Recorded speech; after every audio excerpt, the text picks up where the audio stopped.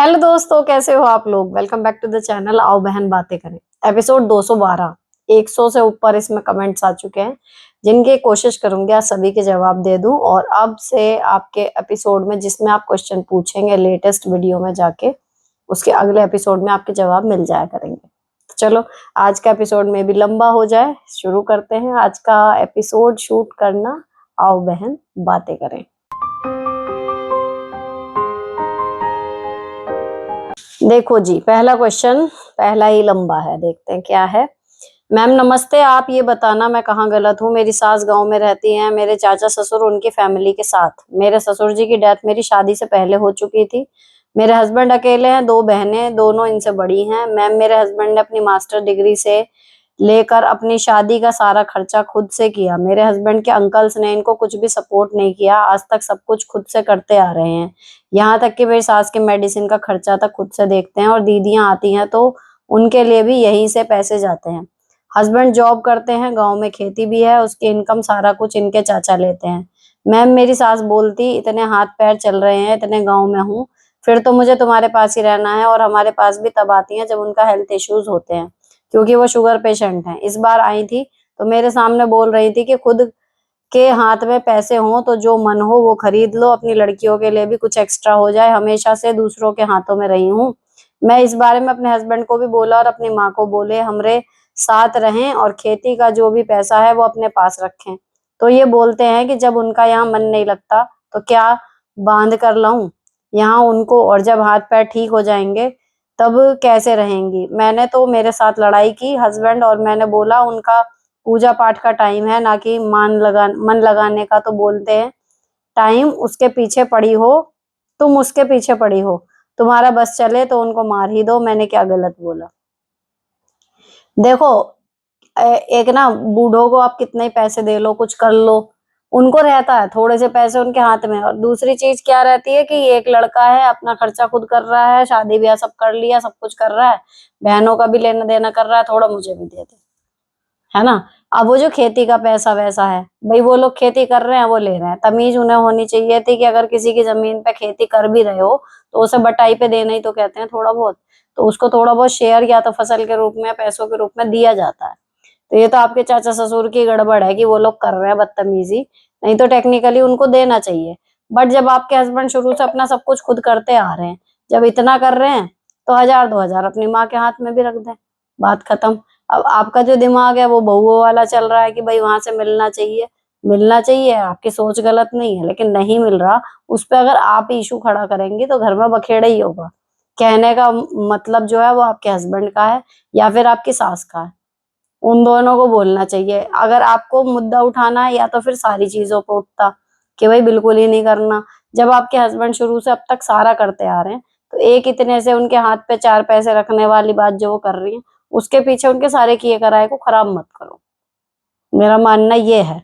तो फिलहाल बात इतनी सी है कि अपनी सास को भी उनको थोड़ा सा मतलब पैसे चाहिए, तो आपके पति को चाहिए कि 2 4 जो भी उनकी गुंजाइश बनती हो उतने 1000 रुपए 2000 रुपए उनको भी दे दें, ताकि मम्मी अपने हिसाब से खर्च कर पाए, खुश हो जाएंगी।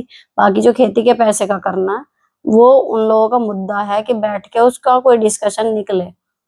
कानूनन भी और वैसे भी लॉजिक बनता है कि मिलना चाहिए वहां से शेयर, उसकी वो अपने चाचा से अलग से बात करें, लेकिन मम्मी को देने नहीं देने या उन्हें मांगने चाहिए, वो चीजें आप ना ही बोलो तो ज्यादा अच्छा है। क्योंकि जो लड़का इतने दिनों से अपने परिवार का करता आ रहा है, उसको वो चीज नहीं दिखाई दे रही, तो आपके कहने भर से दिखेगी तो नहीं, रीजन होगा चुप रहने का उसका। तो अपने पति पे ये चीज छोड़ दो, बस उनसे कह दो कि टेक्निकली या कायदे से मिलना चाहिए ना। तो चाचा जी से कभी बात हुई क्या इस बारे में, क्या कहते हैं, कुछ इस तरीके से बात करो। मम्मी को बीच में मत लाओ कि तबीयत खराब होती है तो यहाँ आती है ये वो सब अगर करना था तो बहुत पहले होता या तो, लेकिन अब अपने पति के सारे किए कराए को आप बेकार कर दोगे अगर ऐसे जाओगे तो। ठीक है ना, गलत नहीं है लेकिन सिचुएशन के हिसाब से गलत लग रहा है। नेक्स्ट दीदी, 2026 में 6 मंथ एंड और 6 मंथ बाकी हैं, प्लीज एक वीडियो बनाएं जिसमें इन 6 मंथ में ना कर पाए वो वर्क या टारगेट पूरे हों। आप जो प्रैक्टिकल तरीके बताती हैं वो ज्यादा बेहतर होते हैं।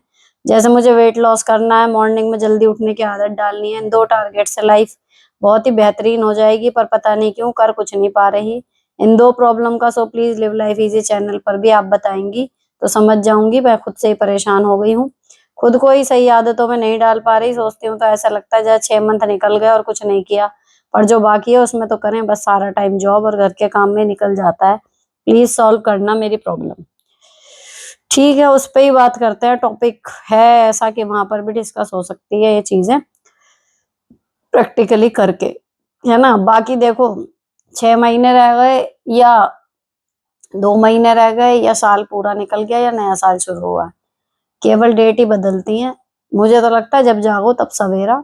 तो आप ये प्रेशर मत लो कि 6 महीने निकल गए 6 ही रह गए, ये प्रेशर लो कि मैं कर नहीं पा रही हूँ बस। तो मैं करने की कोशिश करूंगी, बस इन्हीं 6 महीनों में मुझे ये टारगेट अचीव करना। वो थोड़ा सा प्रेशर बिल्डअप होता है और अक्सर हम कर कुछ नहीं पाते, डिप्रेशन में और चले जाते हैं। तो बस ये गया कि मुझे करना है, शुरू करना है। और जस्ट ये है कि देखो शुरू करने का ना, अगर कोई चीज ऐसी है आपको करनी है लेकिन कर नहीं पा रहे, तो बजाय ये कि मैं पूरा महीना करूंगी या 1 घंटा करूंगी, अगर आपको स्टार्ट ही करना है ना 5 मिनट के लिए करना शुरू करो। वो 5 कब 15 बन जाएंगे आपको पता भी नहीं चलेगा। ले मान के चलो मेरे पास बिल्कुल टाइम नहीं है वेट लॉस करने के लिए, एक्सरसाइज करने का कुछ भी है, मैं बस 5 मिनट कर लूंगी, 2 पुशअप कर लूंगी, 5 मिनट की वॉक कर लूंगी, ऐसे स्टार्ट होता है। सुबह जल्दी उठना है, सिंपल सी बात है। रात को सोने का टाइम सुधारो, अपने आप सुबह ऑटोमेटिक आंख खुलती है। मैं करूँ कोशिश, अब मैं 4:30 उठ जाऊं तो कैसे उठ जाऊंगी, रात को देर तक काम करती हूँ। 4:30 मतलब ही नहीं, पहले उठती थी क्योंकि समय पे सोती थी, है ना। तो अपना सीधी सी बात है, बॉडी को जितने घंटे चाहिए उतने नींद के मिल जाए। तो अगर वहां सुबह जल्दी उठना है, रात को सोने का टाइम अपना सुधार लो, अपने आप हो जाएगा ठीक। प्रॉब्लम उतनी बड़ी होती नहीं है, लेकिन वही हम चाह के भी पता नहीं क्यों कई बार ऐसा लगता है कि बना के बैठा दिया किसी ने और हम कर नहीं पा रहे। वो होता है, वो तो मेरे साथ भी होता है। लेकिन वही है, जो चीजें अर्जेंट होती हैं या जिनकी डेडलाइन है या जिनकी वजह से परेशानी शुरू होगी, चाहे फिर वो स्किन केयर हो या बॉडी केयर हो या फिर कोई टास्क कंप्लीट करने हो या स्कूल का कोई काम हो या ड्यूटी हो, जब लगता है कि भैया अभी से करना ही पड़ेगा, फिर सब होते हैं। तो जब तक कोई अर्जेंसी नहीं होती ना, तब तक ऐसे डिले होता रहता है। बात ये है, जिस दिन आपको अर्जेंसी लगेगी आप खुद कर लोगे। नेक्स्ट, हेलो दी, मेरी शादी को 6 साल हो गए हैं। मेरी एक बेटी है 5 साल की। जब शादी हुई तब फैमिली में मेरे सास ससुर देवर एक जेठ और मेरे हस्बैंड और दादी सास और मैं थी। मेरे देवर और जेठ दोनों यूं मैरिड थे, मैं उस टाइम पढ़ाई कर रही थी, अनमैरिड हूँ, जो कि अभी भी करती हूँ। मेरी सास वैसे तो अच्छी थी, बट हमेशा अपने परिवार में सबसे यही कहती थी कि ये तो कोई काम नहीं करती, सब काम मैं ही करती हूँ। जबकि मैं सारा काम करती थी, वो बस थोड़े बहुत कपड़े या बर्तन कर देती थी। मेरे देवर भी यही कहते थे सबसे। अब मेरी सास को गुजरे 2 साल हो गए। मेरे देवर ने 6 महीने बाद लव मैरिज कर ली और उसकी शादी के जस्ट बाद हम लोग अलग हो गए। मुझे ऊपर का पोर्शन दिया गया, मेरे देवर को नीचे का, जो बहुत अच्छे से बना है। रिटायरमेंट के पैसे भी सब मेरे देवर को दे दिए मेरे ससुर ने, और मांगने पर कहते हैं सब मकान पर लग गए। हमें अलग होने पर कुछ नहीं दिया, ये कहकर कि तूने हमारा कोई काम नहीं किया कहीं। अब एक प्लॉट है जो हम अपने नाम करवाना चाहते हैं, तो ससुर का मन नहीं है देने का, प्रॉपर्टी के नाम पर और कुछ भी नहीं। जब रिश्तेदारों को बुलाकर समझाने को कहते हैं तो वो कहते हैं कि पहले तो तुमने इनकी सेवा नहीं की, अब धन मांग रही हो। मेरी देवरानी बिना कुछ किए ही अच्छी बनी हुई है, उसे सब दे रखा है। मैंने अपने 5 साल उस घर को दिए और कहते हैं हमारा कोई काम नहीं करती थी, बट गुस्सा आता है। कुछ पहले भी नहीं, पल्ले भी नहीं है, मैं कैसे डील करूं इन सबसे। मन ही मन कुढ़ती रहती हूँ अंदर ही अंदर, ये सब बातें खाई जाती हैं और फ्यूचर की भी टेंशन रहती है कि अगर घर नहीं मिला तो क्या हो। देखो आपने जो करना था सब कुछ करके देख लिया, वहां से कुछ नहीं मिलेगा। एक तो अपना माइंड मेकअप कर लो। दूसरी चीज, जब आप पढ़ रही थी तो इतना आप पढ़ी हो तो किसी ना किसी नौकरी के लायक हो गई होंगी। अब ये मान के चलो कि वहां से कुछ नहीं मिलना, हमें अपना जोड़ना है, दैट्स इट। अब जो नहीं मिल रहा और कानूनन आप उसे ले नहीं सकते, तो अब उसके लिए कि मेरी देवरानी को मिल गया, वो भैया उसका भाग था, वो आई बाद में, है ना। और हमें लग रहा है कि हम सब काम करके तब पढ़ने बैठ रहे हैं, लेकिन जो उन्हें काम करने पड़ रहे हैं ना, उनके हिसाब से आप कुछ काम कर ही नहीं रही थी। तो वो उनकी सोच को आप अब बदल नहीं सकती। अब आप अपना मन बदलो कि भाई मुझे खुद से जीरो से अब कमाना है और तब बनेगा। और ऐसा नहीं है, जब आप घर में बैठे होते हो ना, तो नेक्स्ट टू इम्पॉसिबल लगता है अपना घर बनाना, प्रॉपर्टी कैसे ली जाएगी, ये वो। लेकिन जिस दिन आप दिमाग में डिसीजन बना लेते हो, फिर धीरे धीरे सारी चीजें प्रैक्टिकली अचीव होने लगती हैं। तो अब ये मान के चलो कि मुझे अपना घर अब खुद बनाना है। नेक्स्ट दी, मैं 11 बजे से पहले रिलेशन वाली हूँ, आपको याद हो तो मैं 18 तारीख को अपने घर अपने हस्बैंड को बता के आई, फिर भी सबको झूठ बोलते हैं कि मुझे बता के नहीं गई। मुझे अपने घर भी शांति से रहने देते हैं कि मैं घर में घुसने नहीं दूंगा। पता नहीं उन्होंने मुझ में क्या बुराई देख रही है। मैं बहुत परेशान हूँ। मुझे मेरे अडॉप्टेड बच्चे की भी टेंशन है। मेरे ससुराल में सिलाई का काम करके बच्चे को खुद पढ़ा लूंगी। बोल रहे हैं कि तेरे घर वाले और बिचौलिया मेरा मूड नहीं पढ़ पाएंगे। क्या करूं दी, 3-4 मंथ से बड़ी परेशान हूँ। देखो, जहां आपकी इतनी ज्यादा दिक्कत हो रही हो ना, वहां पे आपको बजाय यहाँ मैं एक बार में आंसर दूं, उसकी बजाय पे यही है कि घर के जितने भी इधर के उधर के लोग बैठे हैं, है ना, जो जिम्मेदार हैं इस शादी के लिए, वो बैठे हैं, बात करें। क्योंकि आपके पति इस टाइम एक मतलब बहुत ही ज्यादा उनके, एक होता है ना कि एक तो है कि थोड़ा बहुत साइकोलॉजिकली आदमी खेल रहा है, इधर से हम भी खेल रहे हैं और चीजें हमारे फेवर में हो गई। एक होता है आदमी फफला पड़ा है, उसको नहीं पता वो कहाँ रुकेगा, सही गलत क्या कर रहा है उसको, और आपको एग्जैक्टली रीजन ही नहीं पता कि वो ऐसा कर क्यों रहा है। ऐसी स्थिति में डील करना बहुत मुश्किल हो जाता है। तो इस स्थिति में तो बस एक वो बचता है कि जितने भी जिम्मेदार लोग हैं, इस पक्ष के भी और उस पक्ष के भी, बैठाओ, सारी बातें बताओ। ये 11 बजे से पहले वाला वो ये मुद्दा भी मानती हूँ मुश्किल होगा डिस्कस करना, लेकिन सब कुछ बताओ कि एग्जैक्टली तुम्हें प्रॉब्लम है क्या। वो सारी बातें फिर वो बताएगा कि वो क्यों कर रहा है। उसके बाद ही कोई हल निकलेगा, देखना इस चीज का। नेक्स्ट दीदी, मेरी सगी बहन 5 साल छोटी है, मुझे इतना कॉपी करती है हर चीज में, बहुत बुरा बिहेवियर है मेरे लिए। मैं तो उसे बच्चा समझती हूँ, बेइज्जती करती है, सब चीज यूज कर लेगी और एक बार कुछ बोल दो तो बोलती नहीं है, मम्मी को सिखाती है उल्टा मेरे लिए। आप भी उसी के रंग में रंगो ना, आप बच्चा मान रही हो, वो आपको टॉर्चर कर रही है। वो टॉक्सिक रिलेशनशिप वाला ही तो चक्कर हो गया ना इसमें भी। थोड़ा सा अलर्ट रहो और अपनी बाउंड्रीज सेट करो कि भाई इतना, इससे ज्यादा नहीं, बस। जब कोई आपके प्यार का फायदा उठा के आपको उल्लू बना रहा हो तो आपको अपना प्यार थोड़ा कम कर देना चाहिए। Next, my sister in law के हस्बैंड की डेथ हो गई और वो मैं अपने ससुराल भी नहीं जाती। उनके पेरेंट्स जाने को बोलते नहीं। मैं इंदौर में रहती हूँ, हर 2 महीने में उनकी वजह से मुझे उठना पड़ता है। उनका कोई रूम नहीं है, मेरा रूम यूज करती हैं, क्या करूं। कभी कभी ससुराल जाती हैं, बहुत डिफरेंस क्रिएट करती हैं। हम्म देखो, अगर उसके अपने माँ बाप नहीं कह रहे वहां जाने के लिए, तो आपका मतलब वही है, आप मुंह बना लोगी, बुरा बिहेवियर भी कर लोगी, तब भी वो जाएगी तभी जब उसके पेरेंट्स बोलेंगे या उसका अपना मन होगा। बाकी ये जो है कि आपका रूम यूज करती है ना, उसके लिए आप बोल सकती हो कि भाई डिस्टरबेंस मुझे हो रहा है, इसका कोई ऑप्शन ढूंढो। अगर दीदी को यहीं रहना है तो वो जाए के लिए भी आपका रूम यूज करती है कि वो व्यवस्था दूसरे कमरे में कराओ, मैं परेशान होती हूँ। उस पे फिर बवाल मचेगा, थोड़ा चैपे चैपे होगी, ये तो ऐसी है, वो तो वैसी है, फलाना ढिकना, बहुत बुरा भला कहा जाएगा आपको। उसके लिए मेंटली प्रिपेयर्ड रहना। लेकिन एक बार कह दोगे कि नहीं यूज करो मेरा रूम, मुझे नहीं करवाना है, तो फिर हो सक थोड़ी भी अगर उसमें होगी समझदारी या ईगो, आत्मसम्मान, तो नहीं होगा। लेकिन बदले में आप बुरी बन जाओगी थोड़े टाइम के लिए। ये मेंटली प्रिपेयर्ड रहना, राजी में कुछ नहीं होने का, क्योंकि ऐसी चीजें राजी में होती ही नहीं। नेक्स्ट, अब ये फिर लंबा, अगर इतने लंबे आए 100 तो मैं कैसे करूंगी पता नहीं, पर चलते हैं, रास्ता शुरू हुआ है तो खत्म भी होगा। नेक्स्ट, मैम आप बताना मेरी गलती कहाँ है इस बात में। जून के हॉलीडे पर मेरी ननद मेरे हस्बैंड के साथ टूर का प्लान बना रही थी। मेरे हस्बैंड बोले अभी क्राउडेड है वहां, जून के लास्ट में चलेंगे। मेरे हस्बैंड का बर्थडे 17 जून को था। मैं 14 जून को प्लान किया कि हम दोनों मूवी देखने चलेंगे 17 जून की शाम को, लेकिन उसके दिन मेरी 2 ननद आ जाती हैं, कहती हैं कहीं चलेंगे घूमने, बर्थडे मनाने। मेरा माइंड खराब हो गया। मेरी शादी को 4 साल हो गए, सब कुछ वो लोग प्लान करते हैं, कभी खाना भी ऑर्डर करते हैं तो मुझे नहीं पूछते। पहली बार कुछ प्लान किया था, सब कुछ डिसाइड करने के बाद कुछ प्लान नहीं हुआ। मेरी नंदे ऐसे बोली कि तुम लोग मूवी देखने, जो पता नहीं कहाँ से पता चला वो उनको, लेकिन टाइम खत्म हो गया।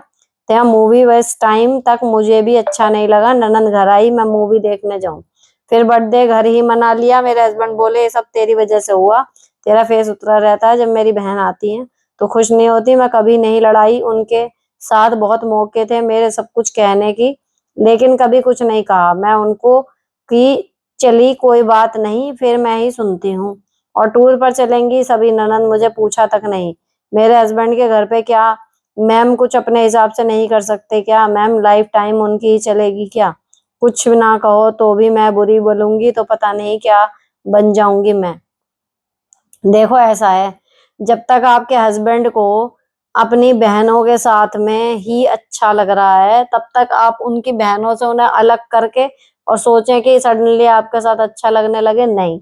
ऊपर से उनकी बहन और उनका बॉन्ड जो है वो पहले से है, आपका वो बॉन्ड स्ट्रांग इतना बन ही नहीं पाया। जिस दिन आपके हस्बैंड को ये समझ में आएगा कि मैं अगर अकेला इसके साथ जाता हूँ, या इसके साथ भी मेरा बहुत अच्छा टाइम स्पेंड हो सकता है, सबके साथ इतना मजा आ रहा है, तो मैं अगर अकेले हम कभी जाएंगे तो कितना अच्छा लगेगा, तब तक ये चीजें नहीं बदलेंगी। तो फिलहाल आपके करने के लिए सिर्फ ये है, किसकी चल रही है किसकी नहीं चल रही, उसकी बजाय आप जब साथ में भी हो ना सबके, इतना अच्छा अपने हस्बैंड के साथ बिहेवियर रखो और उनके साथ नॉर्मल रखो, चाहे प्रिटेंड करना पड़े, ताकि आपके हस्बैंड को एक और एक मैसेज सिर्फ और ये जाए कि मेरी बीवी बहुत अच्छी है, मेरे साथ भी बहुत अच्छे से रहती है, मेरी बहनों के साथ भी अच्छे से रहती है। इतना अच्छा नहीं बनना कि मिठास टपकी जा रही है और ये मैसेज चला जाए कि भाई हमारी भाभी तो बहुत खुश रहती है हमसे, नहीं।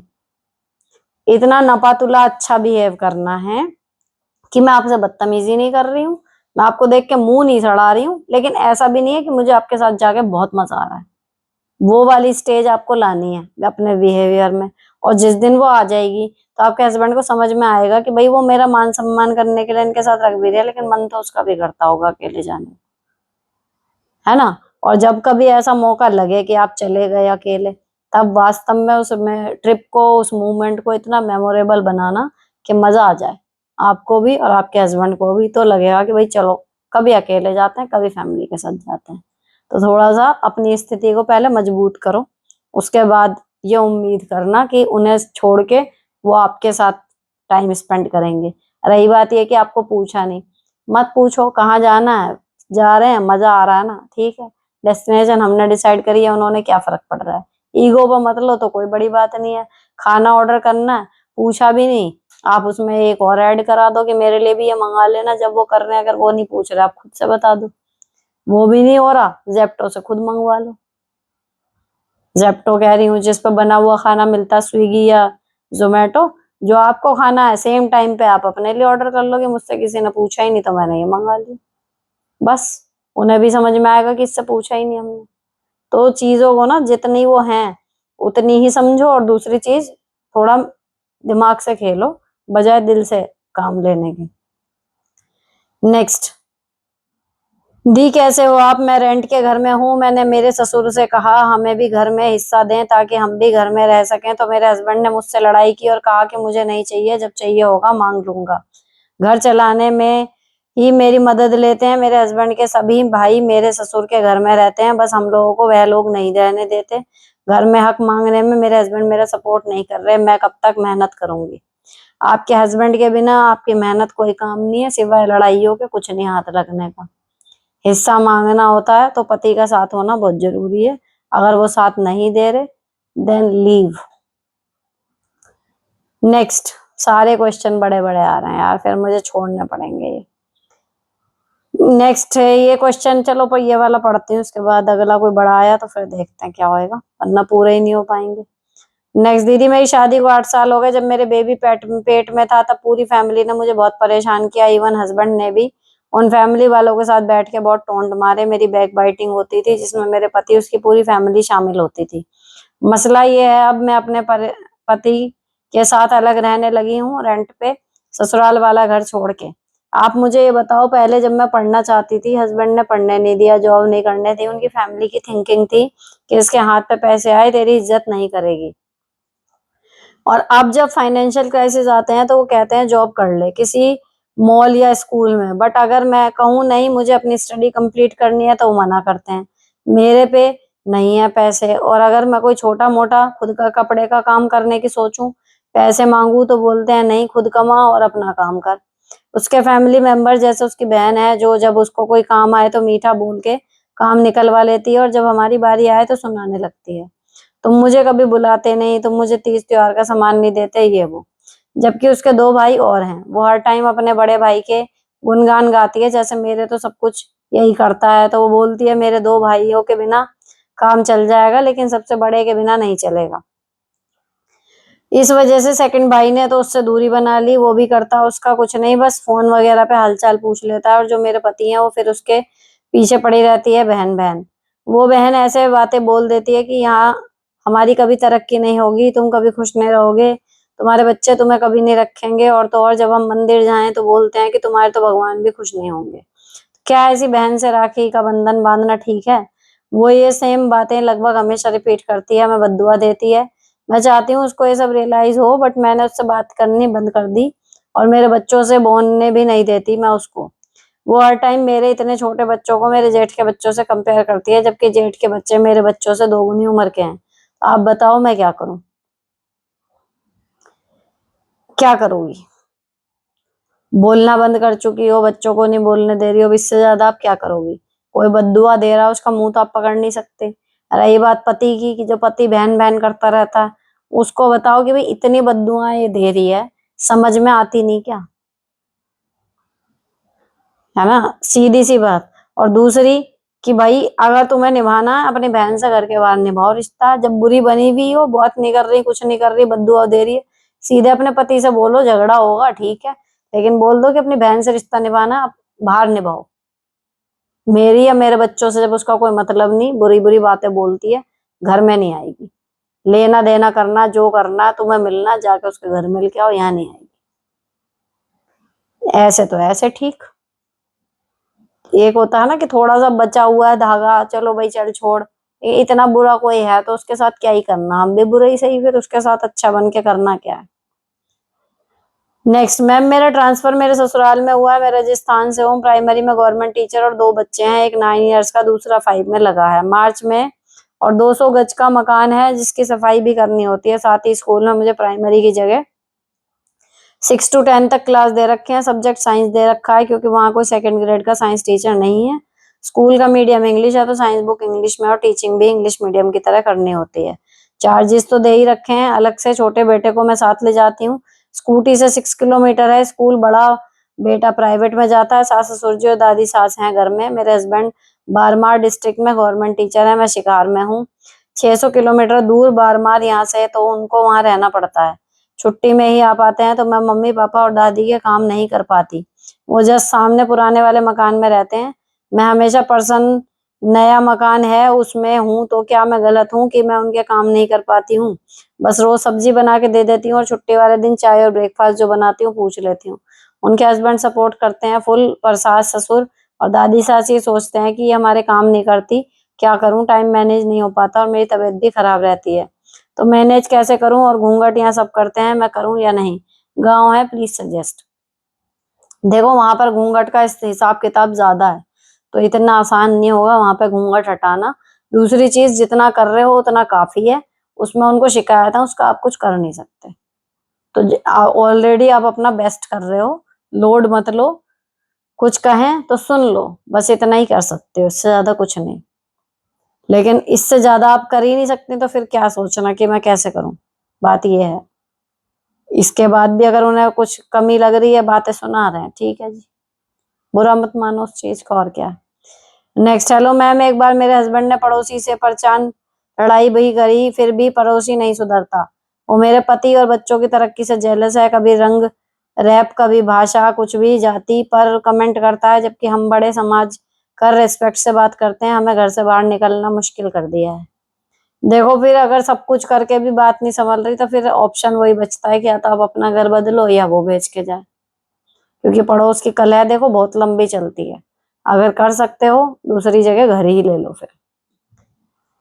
नेक्स्ट, हेलो मैम, मेरी फ्रेंड ने अपने पति को किसी और लड़के से बात करते सुन लिया था, जिसमें वो मिलने की बात कर रहे थे। जब उसे पता चला तो उसने उनसे पूछा कि आपने ऐसा क्यों किया, वो दूर रहते हैं, तो उसने बोला, कौन सा मैंने उससे मिल लिया, और अगर तुम मेरे साथ होती तो मुझे ऐसी गलती कभी ना होती। उसे क्या करना चाहिए, वो ये सोच ही नहीं पा रही है। अब बात करते सुन लिया, लेकिन मिल थोड़ी ना पा रहा हूँ, ये वो, ये तो वर्बली तो धोखा ही हुआ ना। ऐसे आदमियों का सीधा ये करो कि अगर मैं ये करती तो आपको चलता। चलो यहाँ है कि बात है, बात तक ही बात खत्म हो गई ना, तो आप भी उतना ही रिएक्शन दें, आपके फ्रेंड भी। उनसे यही कहो कि अच्छा, मतलब ये ओके है, अगर ऐसा कभी मेरे साथ हो और मैं करूँ तो चलेगा, इसका मतलब है ना ये है। तो उसको एक अल्टीमेटम तो मिलेगा कि भाई ये चीज मैं भी कर सकती हूँ पलट के तेरे साथ। फिलहाल के लिए इतना ही काफी है। नेक्स्ट दी, मैंने पहले भी कमेंट किया, आपने जवाब नहीं दिया, इस बार देना प्लीज। मेरे हस्बैंड बहुत शक करते हैं, बात बात पर लड़ाई करते हैं, पूरा सैलरी मांगते हैं, खुद कुछ काम करते नहीं, सास बेड पर है। मैंने 6 मंथ 100 किलोमीटर अप डाउन किया, फिर भी यही कहते हैं किया ही क्या। तुम हमारे घर रहना नहीं चाहती। अब मैम मैं स्कूल जाऊंगी और भी अप डाउन नहीं करना चाहती, खुद ही बनवाएंगे करेंगे, क्या सही है दी? खुद तो बस बेड पर लेटे रहते हैं। मैं माँ की सेवा करता हूँ, मसाज करता हूँ, इतना ही, बाकी ऑर्डर करते हैं।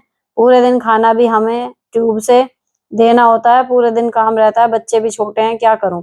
सही सुझाव दो दी, सैलरी भी कैसे बचाऊं? मैं पूरा घर ही चलाती हूँ। ससुर जी ने अब दुकान जाना बंद कर दिया सास की वजह से, घर बैठे रहते हैं, क्या करूं? अगर उनकी नौकरी है जो करते थे, अभी भी उन्हें मिल सकती है।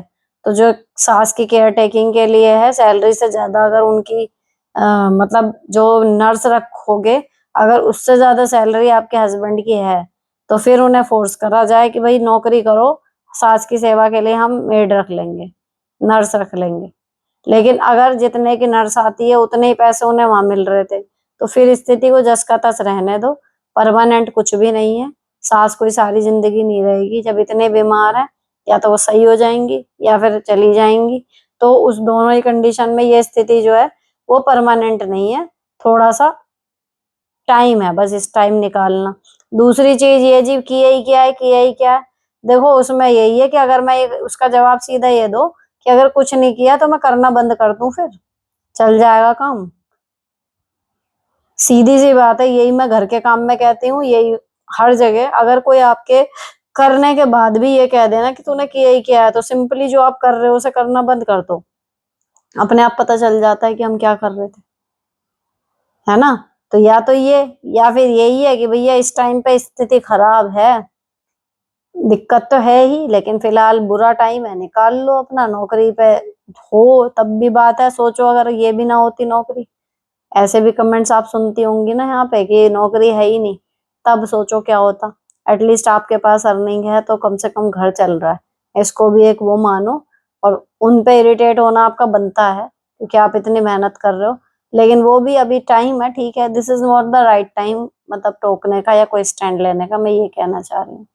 फिलहाल जैसा चल रहा है झेलो, करते रहो, थोड़ा पॉजिटिव रहने की कोशिश करो, अपना ध्यान रखो, कभी थोड़ा बहुत कुछ अपने लिए खरीद लिया करो, है ना? जो मन आए खा लिया करो, पहनने का शौक है थोड़ा बहुत, जो भी अपना थोड़ा बहुत कर लोगी तो तुम्हें अच्छा लगेगा और हिम्मत भी आएगी आगे ये जिंदगी और लंबी इसी तरीके से जीने में।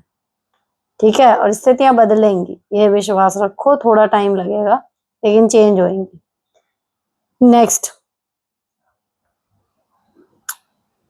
दी, मैं पूरा ऐड देखती हूँ वीडियो का, मैं वही हूँ, पति बच्चा लेकर अपना घर चला गया था और मुझे कोलकाता में ही छोड़ दिया था। फिर जब जॉब में प्रॉब्लम हुआ तो 15 दिन बाद आया, लेकिन जब घर में था तो एक बार भी कॉल नहीं किया। इवन मैं कॉल करती थी तो भी मुझे बाबू से बात कराओ बहाना बनाता था। लेकिन आने से एक दिन पहले जब मैं कॉल की बाबू के लिए तो खुद बात करने लगा, बोला मेरे ऑफिस में प्रॉब्लम है इसलिए कल मॉर्निंग में आऊंगा कोलकाता। फिर भी मैं अच्छे से बात की।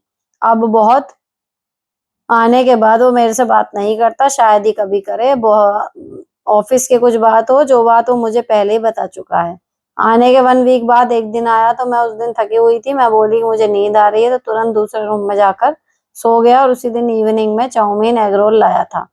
शायद आपने सही समझा मुझे कि लड़कों एक क्लोथ्स और कुछ खिला पिला देता है, बस इतना ही कीमत मेरी है मेरे पति की नजरों में। बट दी, मेरा सीटेट का एग्जाम है सितंबर में, मैं हमेशा टेंशन में रहती हूँ क्योंकि साइलेंट ट्रीटमेंट देता है।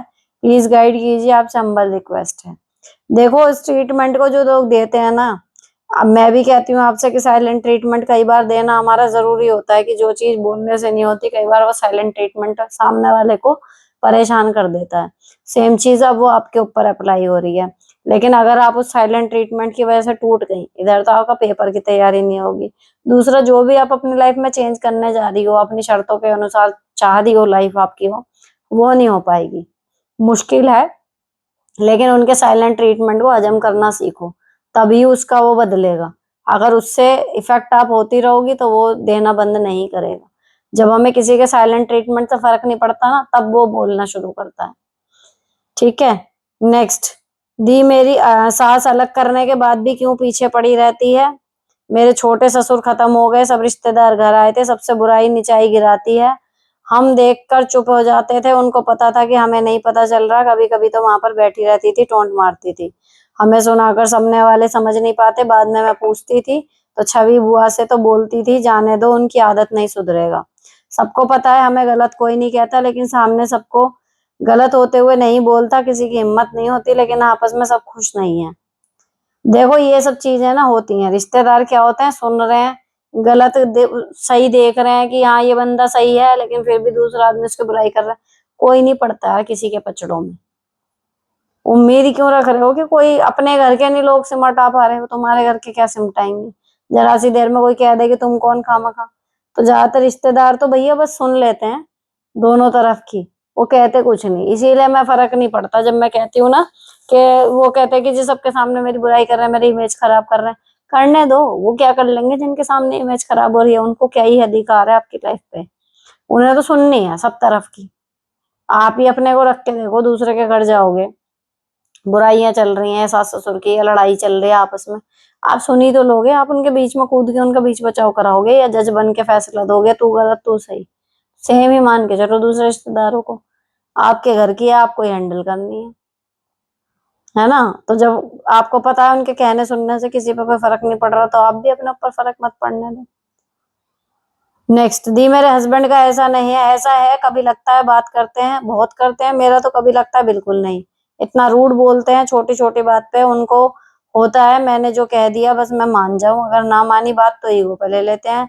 जब पूछो तो कहते हैं ईगो वाली बात नहीं। तो बंदा किसी बात पे हाँ की बजाय ना कह दे और वो मारण तक आ जाए तो इसे क्या कहें? फिर बोलेंगे बाद में तो गुस्सा आएगा ही, कुछ भी हो सकता है। तो मैं कहती हूँ बाद में ही तो कंट्रोल करना होता है गुस्सा, पहले बिना बात के थोड़ी आता है किसी को गुस्सा। बोलेंगे बात मानो तो बात आगे ना बढ़े। हाँ तो वो है ईगो ही, लेकिन एक्सेप्ट नहीं कर रहे, है ना? तो उसमें ना एक डायलॉग है, बड़े मियाँ छोटे मियाँ पिक्चर में, मुंह से ना ना निकले। तो जब उनका मूड सही हो ना, कह रहे वाह इनका मूड बिल्कुल सही रहता, बस मुंह से ना ना निकले, ऐसे हास्य व्यंग के रूप में उन्हें वो कहो, क्योंकि वो एक्सेप्ट नहीं कर रहे, ईगो है। ठीक है ना? और दूसरी चीज वही है कि बात मना करनी है ना तो ऐसे ही करो कि देखो राजी तो मैं हूं नहीं, मुझे ठीक तो लग नहीं रही है चीज, लेकिन अब मना करूंगी फायदा कुछ नहीं, गुस्सा होगा मुझे मारना और चढ़ जाओगे, तो कर लो जो करना। दोनों बातें हो गई, आपने अपनी गैर मतलब मंजूरी भी दे दी, और साथ में वो भी हो गया कि भैया कर लो जो तुम्हें करना है। तो ऐसे में शायद अब से बेटर स्थिति हो जाए आपकी। नेक्स्ट, हेलो दी, मुझे आपसे बात करनी थी कि मैं जॉब भी करती हूँ, घर का भी काम करती हूँ, सारा दिन सास ससुर को भी हाथ में ही खाना देती हूँ, लेकिन अगर मैं बीमार हो जाऊं तो बुड्ढी कभी पानी भी नहीं पूछती। तो मुझे क्या करना चाहिए? प्लीज दी आंसर जरूर करना। अगर वो पूछने लायक होती तो वो आपसे इतनी सेवा क्यों कराती, पहली चीज। दूसरी, मान लिया कि वो सही है, लेकिन एक टेंडेंसी होती है कि एक आदमी हमारी सेवा कर रहा है, अगर वो बीमार हो गया और उसको हमने ज्यादा उसकी केयर कर ली तो उसे आ जाएगा मजा। तो वो जहां 2 दिन में सही होता होगा ना, वो 4 दिन लेटेगा। हार्श ट्रूथ है ये। इस वजह से जब बहू बीमार पड़ती है ना तो कोई से पूछता नहीं, ताकि वो किलस बन के अपने आप जल्दी खड़ी हो जाए। बस इतनी सी बात है। तो आपको वही है भैया, मान के चलो कि अब अपना ध्यान खुद रखना है। हम इनका रख रहे हैं या हम परोपकार कर रहे हैं, हमारा कोई नहीं रखेगा। अगर कोई रख ले किस्मत अच्छी, बाकी ये मान के चलो तो गुस्सा नहीं आएगा। अपनी तबीयत जब तक सही ना हो उठो मत, लेकिन जब सही हो जाए उठ जाओ। तबीयत खराब में कोई देगा पानी वो मत सोचो, अपना उठो। इतना आदमी जिंदा हमेशा रहता है। जाओ किचन में से अपना पानी की बोतल ये वो जो भी खाना पीना अपने सिरहाने रख लो, खाते पीते रहो, दवाई खाओ टाइम से, सही हो जाओ बस। नेक्स्ट, हेलो सुनीता दी, मुझे लगता है कि अगर मैं खुद का सेल्फ केयर, खुद को हॉबीज वगैरह करने लगूं तो उसमें ही रह जाऊंगी। बच्चे और उनके स्टडीज पे ध्यान बिल्कुल नहीं रहेगा। मैंने पास्ट में ऐसे एक्सपीरियंस किया है। मुझे बच्चों के लिए उनकी पढ़ाई के लिए पैशनेट बनना है, साथ में खुद की भी केयर हॉबीज कर लूं, तो मैं क्या करूं? मेरा माइंडसेट क्या होना चाहिए? प्रैक्टिकल टिप्स बताइए ताकि मैं अपने बच्चों को बेस्ट दे सकूं। अगर आपको लगता है कि आप अपना ध्यान रखती हैं तो बच्चे सफर करते हैं, इस सोच का कुछ नहीं हो सकता फिर। और अगर आपके लिए बच्चों के बेस्ट देना मतलब वही है कि उनके हर टाइम पे हम अवेलेबल हो, उनका एक एक क्वेश्चन हमें भी याद हो, उनकी एक एक छोटी छोटी एक्टिविटी हमें भी पता हो, तो भैया वो एक फुल टाइम वो है। उसमें माएँ अपने लिए कुछ नहीं समय निकाल पाती। अगर वो 2-2.5 घंटे की किट्टी में भी जाती है ना महीने में एक बार, तो वो उसको भी ऐसे शो करती हैं, आपने देखा भी होगा कि उफ, जी लो कुछ पल अपनी जिंदगी के, महीने में 2-2.5 घंटे, आर यू सीरियस? मुझे जो किट्टी की जो वो देखती हूँ ना मैं रील, मे बी आप भी जाती हो, लेकिन मुझे वो इतनी ज्यादा वो लगती हैं, मतलब वो कहीं से भी मुझे प्लेजेंट नहीं लगती, सही बताऊं तो। महीने में आप 2-2.5 घंटा वहां पे गई, वहां पे आपके कोई ट्रू फ्रेंड्स नहीं होते, सब गॉसिप होती है, केवल वहां सब सच के धज के फोटो खिंचवाने के लिए आते हैं ज्यादातर। ठीक है, अगर 12 का ग्रुप है, आप कह सकता हो उसमें से 1 या 2 आपकी पक्की सहेली हो, उसको भी आप ऐसे मान रहे हो, एक दिन होटल में खाना खाने को या एक दिन फोटो शूट कर लिया उसके लिए तैयार होने को, जो पता नहीं आपने पता नहीं कितनी लंबी जिंदगी जी ली, और कैसे क्या कर लिया अपने लिए भी, जियो ये वो, क्या जी लिया आप इसमें? तो जिनकी ये सोच होती है उनका मान के चलो कि महीने में 2-2.5 घंटे को ही वो जीना मान रही है, उसको ही वो बहुत खुश हो रही है। तो बाकी की उनकी जितना भी टाइम बचा ना, वो सब उन्होंने अपनी जिम्मेदारियों को दिया हुआ है, डिवोटेड है वो उसके लिए। तो अगर आपके नजर में बात ये आती है कि बेस्ट क्या है, बच्चों को बेस्ट देना मतलब कितना, किस चीज को आप मानेंगे कि ये मैं बेस्ट दे रही हूँ, तो वहां डिपेंड करता है। अब अगर जो मैंने पहले बताया अगर वो आपके लिए बेस्ट है, तो फिर भूल जाओ, अपने लिए टाइम वाइम नहीं मिलना, फिर सारी चीजें करनी है तो भैया बेस्ट या परफेक्ट बनने का चक्कर छोड़ना होएगा, तभी आप सारी चीजें कर पाओगे। परफेक्ट बनना है, परफेक्शन चाहिए, बेस्ट होना है, तो वो फिर आप किसी एक चीज की तरफ फिर पूरा ध्यान दो, तब होएगा, है ना? तो बात ये होती है, मेरी लाइफ में अगर मैं देखूं भाई, बेस्ट मैं किसी चीज में नहीं मानती खुद को कि हाँ मैं बिल्कुल बेस्ट परफेक्ट दे रही हूँ, मैं परफेक्ट हाउस वाइफ हूँ, मैं परफेक्ट जॉब में हूँ, या मेरे बच्चे में बिल्कुल परफेक्ट मदर हूँ। मैं किसी चीज में परफेक्ट नहीं हूँ, लेकिन मैं हर चीज के लिए टाइम निकाल पा रही हूँ। इसीलिए एक एपिसोड में जैकी चैन ने बोला था कि मेरे बेटे को मैं ना जीरो में देखना चाह रहा हूँ, ना मैं टॉपर बनाऊंगा, क्योंकि टॉपर बनने के चक्कर में बच्चा वहां के जो वो 90 से 100 का जो वो 10% रहता है ना, उसको आगे बढ़ाने और उसको पूरा करने के चक्कर में बच्चा स्टडीज में इतना टाइम और मेहनत देता है कि वो लाइफ के बाकी एस्पेक्ट बिल्कुल अनटच रह जाते हैं। उससे बेटर क्या है, आप 90 से आगे की ना सोचो, 80 to 90 के बीच में रहो, पढ़ाई भी अच्छी रहेगी, बाकी चीजों के लिए टाइम भी मिलेगा, जिंदगी जी पाओगे, सिंपल। तो ऐसे रह सकती हो सारी चीजों के साथ। लेकिन आप चाहो कि मैं बिल्कुल बेस्ट करूं, तो आपका बेस्ट अगर बहुत ज्यादा टाइम लेने वाला है, तो देखो बहन, दिन 24 घंटे का ही है, वो आपके सोचने से 48 का नहीं हो जाएगा। तो 24 में से आप जितने ज्यादा घंटे एक साइड में दोगे, ऑटोमेटिकली दूसरी साइड वो कम होते ही चले जाएंगे और बहुत सारी चीजें छूटेंगी। नेक्स्ट, मेरे पास इतनी सारी बातें और क्वेश्चन है, बट मुझे ये नहीं समझ आ रहा कौन सी बात करूं। एनीवेज आपको देख के मुझे काफी हिम्मत मिल जाती है। अफसोस ये रह जाता है मैं कंटिन्यूअसली कुछ नहीं कर पाती। देखो, कंटिन्यूटी बहुत जरूरी है हर चीज में, इसके ऊपर काम करो।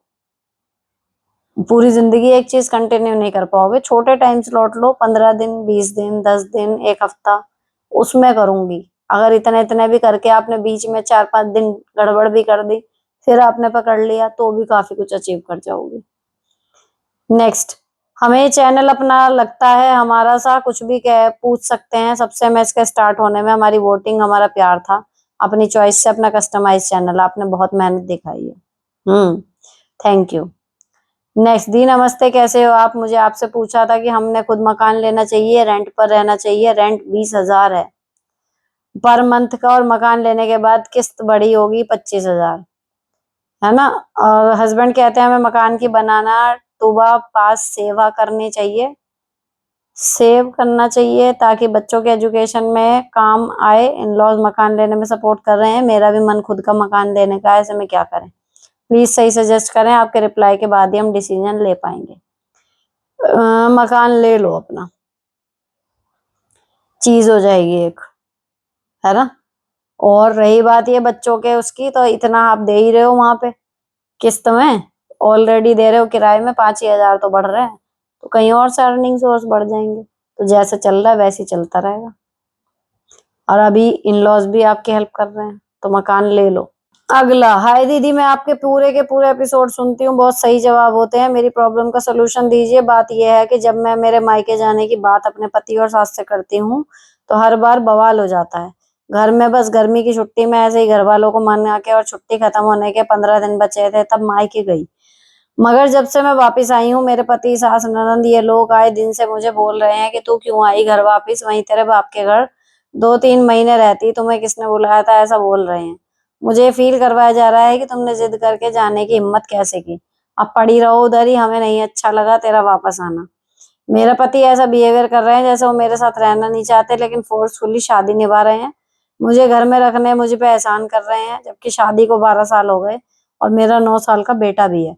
मैंने कहा अब बेटा घर अकेले रहने लायक है तो मैं जॉब कर लेती हूँ, तुम्हारे ऊपर बोझ नहीं बनूंगी, मेरे खर्चे मैं खुद उठाऊंगी। तो कह रहे हैं कि कोई जरूरत नहीं है जॉब करने की, मेरी सैलरी से तुम्हारे खर्चे पूरे करो, लेकिन बेटा बिगड़ जाएगा, घर से बेटे को ही संभालो, जॉब का बहुत दिल से निकालो। ऐसा भी बोल रहे हैं। वो क्या चाहते हैं मैं समझ नहीं पा रही, कुछ ठीक से बात नहीं करते। अगर क्या प्रॉब्लम है बैठकर बात करेंगे ऐसा बोला। मैंने तो चिल्ला के चुप करा देते हैं। इससे पहले कभी भी मैं मायके से वापस घर आई तो उन्होंने कभी नहीं कहा था कि क्यों आई हो, चली जा वापस बाप के घर। मुझे बड़ा बुरा लगा इस बात से। अब मैं घर में कैसे रहूं, घर पराया पराया लग रहा है। बेटे के लिए जी रही हूँ। सॉरी थोड़ा कमेंट बड़ा हो गया लेकिन हर्ट हो चुकी हूँ। Tell me what to do. मुझे भी आपके कमेंट पढ़ के दुख हो रहा है, खुद भी। देखो फिलहाल ना कुछ मत करो। एक पॉज मोड होता है ना कि अभी बिदके हुए हैं, मुंह बना रहे हैं, उल्टी सीधी बातें कर रहे हैं। आप बिल्कुल शांत रहो इस टाइम पे और अपनी रूटीन लाइफ फॉलो करो। इस टाइम कोई नई बात करो ही मत। धीरे धीरे चीजें नॉर्मल होंगी। मैं बता रही हूँ आपको 10 से 15 दिन लगेंगे अगर आपने कोई और रिएक्शन नहीं दिया। धीरे धीरे चीजें नॉर्मल हो जाएंगी। उसके बाद जब आपके पति नॉर्मल हो जाएं तब दोबारा एक बार बात करने की कोशिश करना। पहले तो ये मैके जाने वाला ही सीन पहले सुधर जाए कि इतनी प्रॉब्लम है किस बात से। ठीक है, क्यों नहीं जाना था, भेज नहीं रहे थे तो इसलिए अपनी मर्जी से चली गई। अब ये हो गया कि भाई आई मत यहाँ पे, तो सीधे पूछ लो कि सीरियस हो क्या, रहना नहीं है क्या मेरे साथ, है ना। और जब ये वाली चीजें थोड़ी नॉर्मल हो जाए, अब जॉब की बात करना तब। सीधी सी बात है, जो आदमी अपने पत्नी को अंगूठे के नीचे दबा के रखना चाहता है वो काबिल होने के बाद भी उसको नौकरी करने नहीं देता। या फिर दूसरी तरफ ऐसे लोग होते हैं कि उसको वो पढ़ी लिखी मजदूर के रूप में लेते हैं कि घर का भी करेगी, कमा के भी लाएगी, हम कुछ कर ही नहीं रहे। है ना, बराबरी किसी भी कंडीशन में आपको नहीं देना चाहते ऐसे पति। तो जॉब वो नहीं करने देना चाह रहे उसका वही रीजन है ताकि आप उन पर डिपेंडेंट रहें और वो जैसे चाहे आपको ताने दे सकें, है ना, आपको परमिशन देने का अधिकार अपने पास रख सकें, वो चीज है। तो पहले तो ये जो बाकी की चीजें है ना इन्हें सुलझाओ। जॉब को रखो सेकंड प्रायोरिटी पे डिस्कस करने में। रही बात ये कि घर पर आया लग रहा है ये ऑल दैट, जब इस तरीके की बातें होती हैं तो सडनली मोह तो भंग हो ही जाता है। तो वो चीज वापस तो नहीं आती। लेकिन फिलहाल ना ये है कि भाई घर वो ही है, रहना आपको यही है, शांत रहो बस। ठीक है, ना किसी से चिल्लम चिल्ली, ना किसी के बात को अपने दिल पे लगाओ। अपना पसंदीदा म्यूजिक सुनो, अपना खाना बनाओ, पसंद का जो है अपने लिए अलग से ही बना सकती हो। खाओ पियो, बच्चे के साथ रहो। थोड़ा सा मतलब ऐसे करो कि रूटीन लाइफ में आने तक आपको पॉज मोड में चलना है, सर्वाइवल करना है। ना यहाँ से लोड लो ना यहाँ से, शांत रहो अभी। Next, hello ma'am, I had asked you about my husband in laws who are narcissistic. I live with husband at his workplace along with my two daughter. Wanted to ask how many times should I visit my in-laws in a year? I know it's very silly question, but nobody like us at my in-laws house, including my husband. They don't want us to go at their home, but because of society pressure, I have to go. Please tell me how to manage that. त्योहारों पे चले जाया करो बीच में एक आध बार, या फिर त्योहार अपने घर मनाने हैं तो उनके किसी ओकेजन पे चले जाओ या वेकेशन में चले जाओ, मतलब एटलीस्ट साल में एक बार तो जाओ। अब केवल सोसाइटी प्रेशर है ना। दूसरी चीज, कॉल बराबर करते रहो, अनटच मत रहो कि भाई पता ही नहीं है हमारे माँ बाप के साल में पड़े। टच में हमेशा रहो। नेक्स्ट, हरे कृष्णा दी, फर्स्ट टाइम क्वेश्चन पूछ रही हूँ, प्लीज मेरी हेल्प कीजिएगा। मेरी शादी को 20 साल हो गए, 15 साल का 2 जुड़वा लड़के हैं। मेरे हबी के थोड़े सालों बाद ही फिजिकल होने से मन हट गया, मतलब बहुत कम होता है। मैं बहुत टेंशन लेती थी, डिवोर्स तक बात पहुंची बट कुछ नहीं हुआ। फिर मैं कृष्ण भक्ति से जुड़ी जिससे मन शांत हुआ और वहां पे और सब जगह से भी मन थोड़ा हटने लगा। मेरे सवाल है, मेरे सोशल होने का मन नहीं करता, ना किसी फंक्शन में जाने का, क्या ये नॉर्मल है? और आज भी जब थोड़ा कुछ होता है हम दोनों के बीच तो माइंड थोड़ा डिस्टर्ब हो जाता है। मैं के का भी इतना सपोर्ट नहीं, क्या करूं? Please suggest. Krishna bless you, love you always.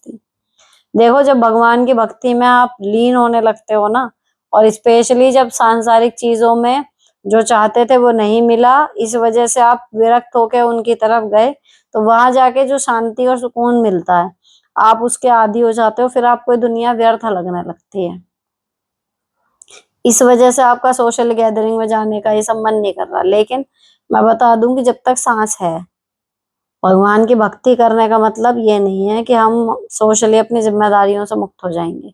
तो आपको एक जिम्मेदारी समझ के, उन्होंने गीता में कहा है ना, कर्म मत छोड़ो, अपने धर्म निभाओ सारे सांसारिक, उसके साथ मेरी भक्ति करो, मैं वो लूंगा। तो वही चीज है ये, सोशली लोगों से मिलना जुलना, रिश्तेदारियां निभाना, ये सब चीजें आपकी कहीं ना कहीं सामाजिक रिस्पॉन्सिबिलिटी हैं। तो रिस्पॉन्सिबिलिटी समझ के चले जाओ, मन लग रहा नहीं लग रहा वो इशू ही खत्म, ऐसे कर लिया करो। और रही बात यह कि अब कुछ होता है तो अजीब लगता है, तो वो जब एक तरफ ध्यान हट गया तो हट गया। अच्छी बात यह है कि ना उनको चाहिए ना आपको चाहिए, सही है, सुकून से दिमाग चल रहा है अपना। नेक्स्ट, आपके पास इतना विजडम है, आप आई एम अश्योर्ड कि आप जैसे शिक्षक होने से हमारे देश के बच्चों और हमारे देश का भविष्य दोनों सुरक्षित हाथों में है दीदी। लेकिन पढ़ाने तो नहीं देते उन बच्चों को, या फिर उनके माँ बाप अच्छे खासे चले चलाए बच्चों की पढ़ाइयाँ छुड़वा देते हैं 5वीं के बाद। उसमें क्या करें, समझा ही तो सकते हैं। मुझे खुद को लगता है, मतलब अगर 23 साल गवर्नमेंट जॉब की बजाय मैंने किसी प्राइवेट स्कूल में पढ़ाया होता, तो शायद आज हर डिपार्टमेंट में एक ना एक कुर्सी पे मेरा छात्र बैठा होता, है ना। कितने बच्चे वो काबिल हो जाते हैं क्योंकि वो पढ़ाई पूरी करते हैं, करियर बनाते हैं। अब हमें तो माली असला वो मिल रहा है, जिनकी पढ़ाई पूरी करना ही अपने आप में एक डिग्री है, कर ही नहीं रहे, लाख सुविधाएं होने के बावजूद भी। तो 23 साल बाद भी हाथ क्या लगा, स्टूडेंट के फॉर्म में वो नहीं है। अभी भी जो बच्चे मेरे पब्लिक स्कूल के 2.25 साल के पढ़ाए में, वो ही समझ लो कहीं मुझे दिखते हैं कि हाँ सही जगह काम कर रहे हैं, कोई वकील बन गया, कोई टीचर बन गया, तब बहुत लगता है कि ये 22-23 साल प्राइवेट में पढ़ाते, पैसे थोड़े कम मिलते हैं लेकिन स्टूडेंट्स बहुत मिलते हैं जो कामयाबी के शिखर पे बैठे हुए दिखाई देते हैं। नेक्स्ट, मैम मैं अकेली बहू हूँ, मेरी सास सारी प्रॉपर्टी अपनी दोनों बेटियों को दे रही है, जबकि मेरी नंदे बहुत पैसे वाली हैं, मेरे ससुर इसके खिलाफ हैं। तो मैं माँ बेटी अपने अपने बाप को मारने की दुआ करती रहती हैं। हे भगवान, देखो अगर प्रॉपर्टी में हिस्सा दोनों का है, सास ससुर दोनों के कागज पे साइन होने से ही बटेगी, तो अपने ससुर को मतलब रखो उस भरोसे में कि हाँ पापा जी आप ही कुछ कर सकते हो, और फिर वो जो है शायद उनकी कुछ चल जाए, ये वाली बात है। नेक्स्ट, मेरी बेटी 7 साल की है, मेरे हस्बैंड, एक भाई और एक बहन, सब लोग, मेरी सास ननद सब यही चाहते हैं लड़का लड़का। इतना बोल दिया मुझे कि स्ट्रेस होने लगा। मेरी सोच नहीं है ऐसी, जो हो अच्छे से हो जाए, बस जो भी हो, बट लड़का ना हुआ तो ये लोग मुझे मेंटली परेशान ना करें। हस्बैंड कहते तो हैं कि जो है 2 बच्चे होने चाहिए। बेटी के टाइम में भी बहुत तमाशा हुआ था, 8 महीने तक मेरी सास मुझे ताना दे रही थी। मेरे लिए टिप्स दो, मैं चट्टान की तरह खड़ी रहूं, जो है मन शांत कैसे करूं, डर न रहे मेरे अंदर। आई एम 2 मंथ प्रेग्नेंट है, कोई जापा करने भी नहीं आएगा, अगर लड़की हुई तो प्लीज रिप्लाई करना। इन लॉज दूर रहते हैं और वंश कैसे बढ़ेगा, एंड ऑल डायलॉग मारते हैं, जबकि इनके साम्राज्य में खुद के खाने के लाले हैं। गंवान गई थी तब भी, गांवान गई थी तो बेटा लाना, मेरी बेटी को भैया लाना, बोले अगले साल सबने गांव वालों ने। अच्छा, गांव लिखा होगा, गांव गई थी तो बेटा लाना। देखो ये गांव में ना ज्यादा होता है, स्पेशली जब मेरी बहन के यहाँ मुझे पता है दूसरी बेटी हुई थी, मतलब पड़ोस की औरतें आके उसकी सास से गले मिल मिल के रोती थी जैसे कोई मर गया हो। वो बताती थी, कह रही गुड़िया यहाँ पे इतना है, ऐसा हिसाब है। तो वो मेंटल प्रेशर होता है, लड़का लड़का लड़का, तो उसके दिमाग में वही हो गया था वहां रहते रहते, और लड़के को जन्म देते हुए ही उसकी डेथ हो गई। शरीर में जान नहीं थी, लड़का है, लड़का चाहिए, लड़का चाहिए। हुआ है ये प्रैक्टिकली। तो जैसी सोसाइटी में आप रहते हो, जैसे लोगों की आप बातें सुनते हो, उसका असर आपके ऊपर होने लगता है। आपको उससे बचना है। आपका क्वेश्चन बिल्कुल सटीक है कि मैं क्या करूं कि मैं चट्टान की तरह खड़ी रहूं।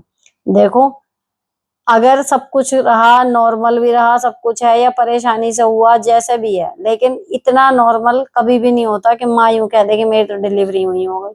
माँ का तो दूसरा ही जन्म होता है। ठीक है। थोड़ा सा कड़क बनना। और दूसरी चीज वही है कि भैया मेरा जो डायलॉग था वो ये था कि मेरी लड़कियों की शादी में फ्रिज तुम्हें देना है, या मेरा लड़का हो गया तो वो अपनी पेमेंट की कमाई का चेक तुम्हारे नाम भिजवाएगा। भैया तुम रिश्तेदार होने के नाते तुम्हें उसकी शादी की दावत ही खाने तो आना है, आ जाना, तुम्हें क्या ही फर्क पड़ा लड़का है लड़की है। यही डायलॉग सेम तुम चिपका देना, अगर बोल सको इतना। या फिर जो नहीं भी डायरेक्ट बोलना, ढाल के कह देना, भैया हमें तो फर्क पड़ता नहीं, लड़की है लड़का है, और रिश्तेदारों को क्या ही फर्क पड़ेगा, रिश्तेदार तो ऐसे ऐसे हैं, उन्हें कौन सा ये है, उन्हें कौन सा ये है, उन्हें तो दावत ही खानी है, रही बात हमारी हम कर लेंगे सर भाई।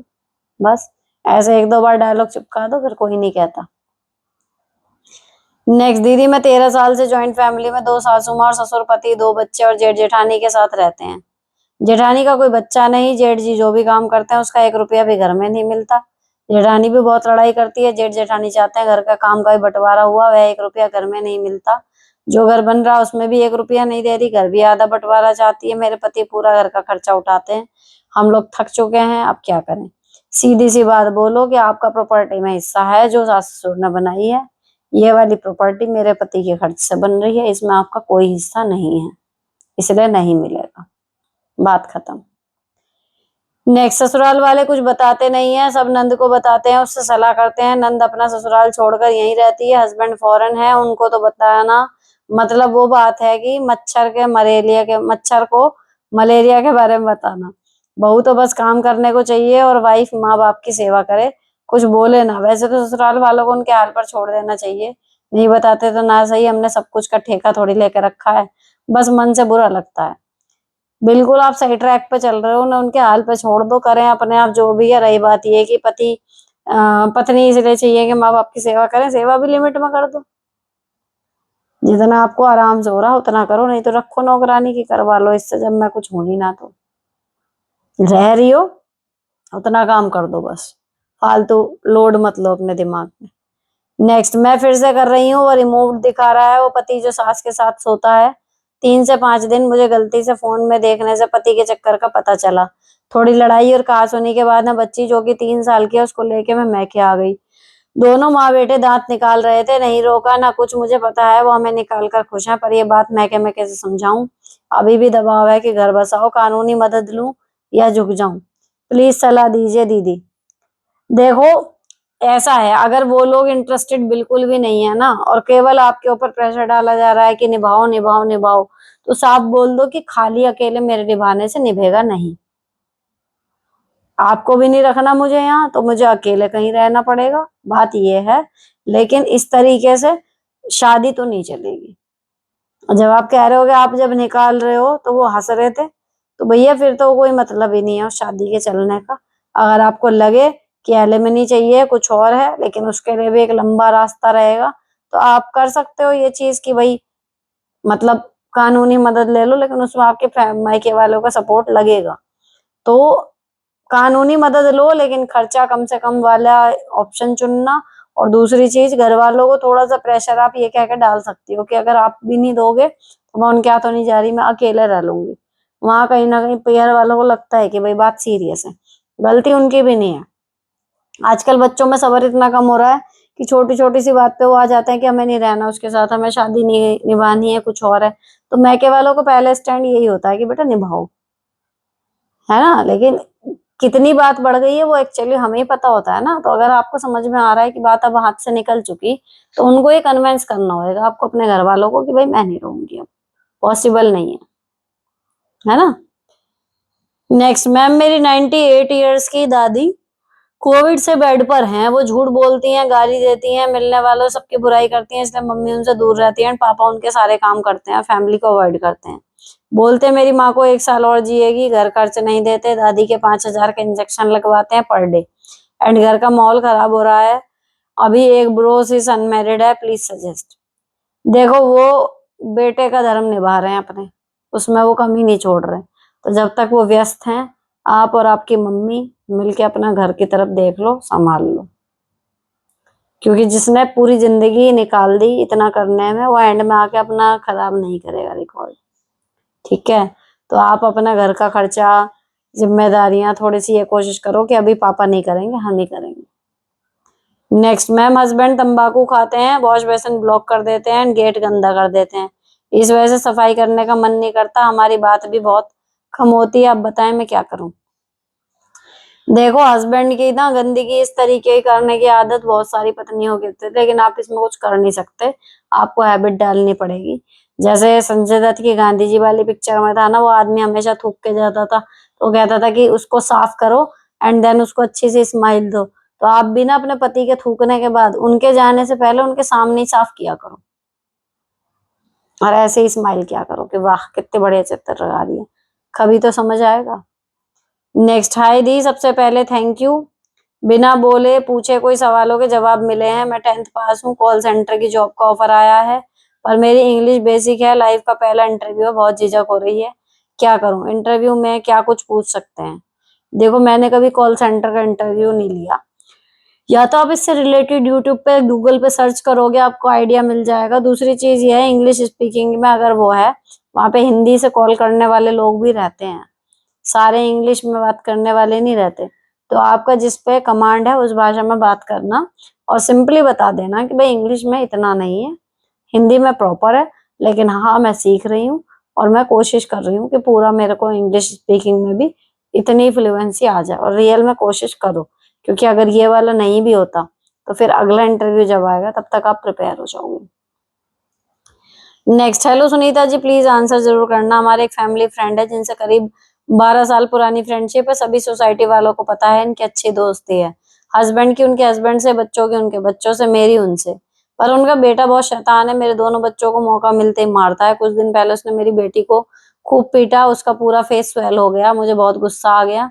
मैंने उनसे बोल दिया कि तुम इसे समझा दो, नहीं तो ये मेरे हाथ से पिटेगा किसी दिन। इस बात पर मुझसे नाराज हो गई और मेरा फोन ब्लॉक कर दिया। मैंने सोचा चलो बच्चों की लड़ाई सुलह कर लेते हैं। मैं और मेरे हस्बैंड उनके घर गए तो उन्होंने मुझे खूब सुनाया, सारी गलती मेरी बता दी। हाँ, चाय पानी सब पूछा, पर अपनी गलती नहीं मानी। बाद में मेरा नंबर भी अनब्लॉक नहीं किया। अब मुझे गिल्टी फील हो रहा है कि मुझे जाना नहीं चाहिए था। क्या मेरी गलती है, ये बता दीजिए। सालों सालों से उस बच्चे का यही तरीका है, कब तक अपने बच्चे को पिटवाएं, पर इस तरह दोस्ती खराब होने से मुझे दुख हो रहा है। देखो, मैं होती ना आपकी जगह तो मैं सिर्फ उसकी माँ से नहीं कहती कि इसको समझाओ, मैं तो सीधे उसका कान वहीं मरोड़ देती अगर मेरी लड़की का मुंह सुझाया होता उसने तो। ठीक, या फिर अगर एक दो बार ये चीज हो चुकी थी तो मैं सिंपल कह देती कि यार बच्चे नहीं खेलेंगे आपस में, कि उसके बच्चे का नाम लेके कि इसके हाथ चलते हैं, मेरे बच्चों का जवाब नहीं दे पाते, कई बार कभी गलत चोट लग जाए, तो यहाँ हमारे सामने ही बैठ के खेलो बच्चों, जो भी खेलना है, अलग नहीं जाओगे। सेफ्टी कहना चाहिए, precaution is better than cure, कहते हैं ना, तो वही वाली बात है। मुझे जब दिखता है ना कि कोई बच्चा मेरे बच्चे को चोट पहुंचा सकता है, ऐसा होता है, इतने रिश्तेदार हैं, तो मैं उनको अलग कमरे में खेलने भेजती नहीं। और अगर किसी ने मेरे बच्चे को चोट मारी, क्योंकि मैंने अपने बच्चों को नहीं सिखाया इस तरीके से किसी को हर्ट करना, तो अगर उन्हें किसी ने चोट मारी हंसी मजाक या खेल के नाम पे, तो मैं उसके माँ बाप तक शिकायत नहीं ले जाती, मैं उस बच्चे को वहीं पिट कर देती हूँ खुद ही। और उसके बाद कोई ये कहे कि जी तुमने हमारे बच्चों को क्यों कहा, सीधे अरे मेरा इतना हक नहीं है क्या, चाची हूँ मौसी हूँ जो भी है, फिर आप ये कह सकते हो। अव्वल मेरे से तो कोई किसी ने कहा नहीं, क्योंकि जब मैं इतना प्यार से बच्चों को रखती हूँ घर पे, अगर कोई भी आता है तो मेरा डांटने का हक ऑटोमेटिकली बनता है। तो आपने तो फिर भी उसकी माँ से बोला है, ऐसी दोस्ती के जाने का दुख ना करो, कोई बात नहीं। और बहुत सारे ऐसे होते हैं परिवार जहाँ बच्चों की लड़ाइयाँ होती हैं और माँ बाप इमेच्योरिटी दिखाते हैं, आपने मेच्योरिटी दिखाई, आप चली गई ना, तो आपके हाथ में जितना था आपने कर लिया।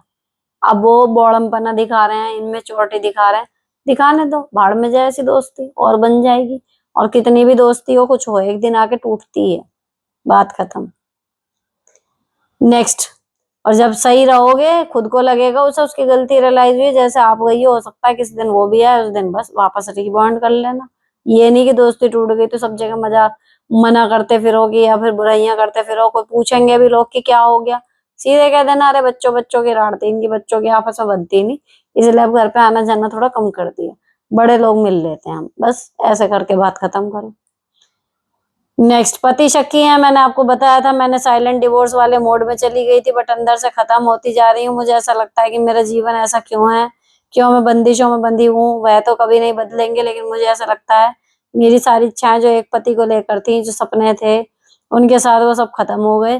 घर और बच्चों पर भी प्रॉपरली ध्यान नहीं दे पाती हूँ। मुझे ऐसा लगता है यदि मुझे मेरे पति का साथ मिलता तो मैं आज अपना एक खुशहाल परिवार बनाती।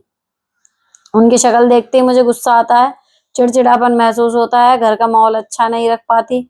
उनकी नजरों में हमेशा शक बना रहता है। बहुत मन करता है कि उनसे प्यार से रहूं, पर ये प्यार से बोलूं, लेकिन उनका बिहेवियर मुझे रोकता है और मैं अंदर से खोखली हो चुकी हूँ। देखो, जो डिवोर्स होते हैं ना सच्ची के, वो इसीलिए होते हैं जब आप किसी के साथ रह के खुद को खो देते हैं।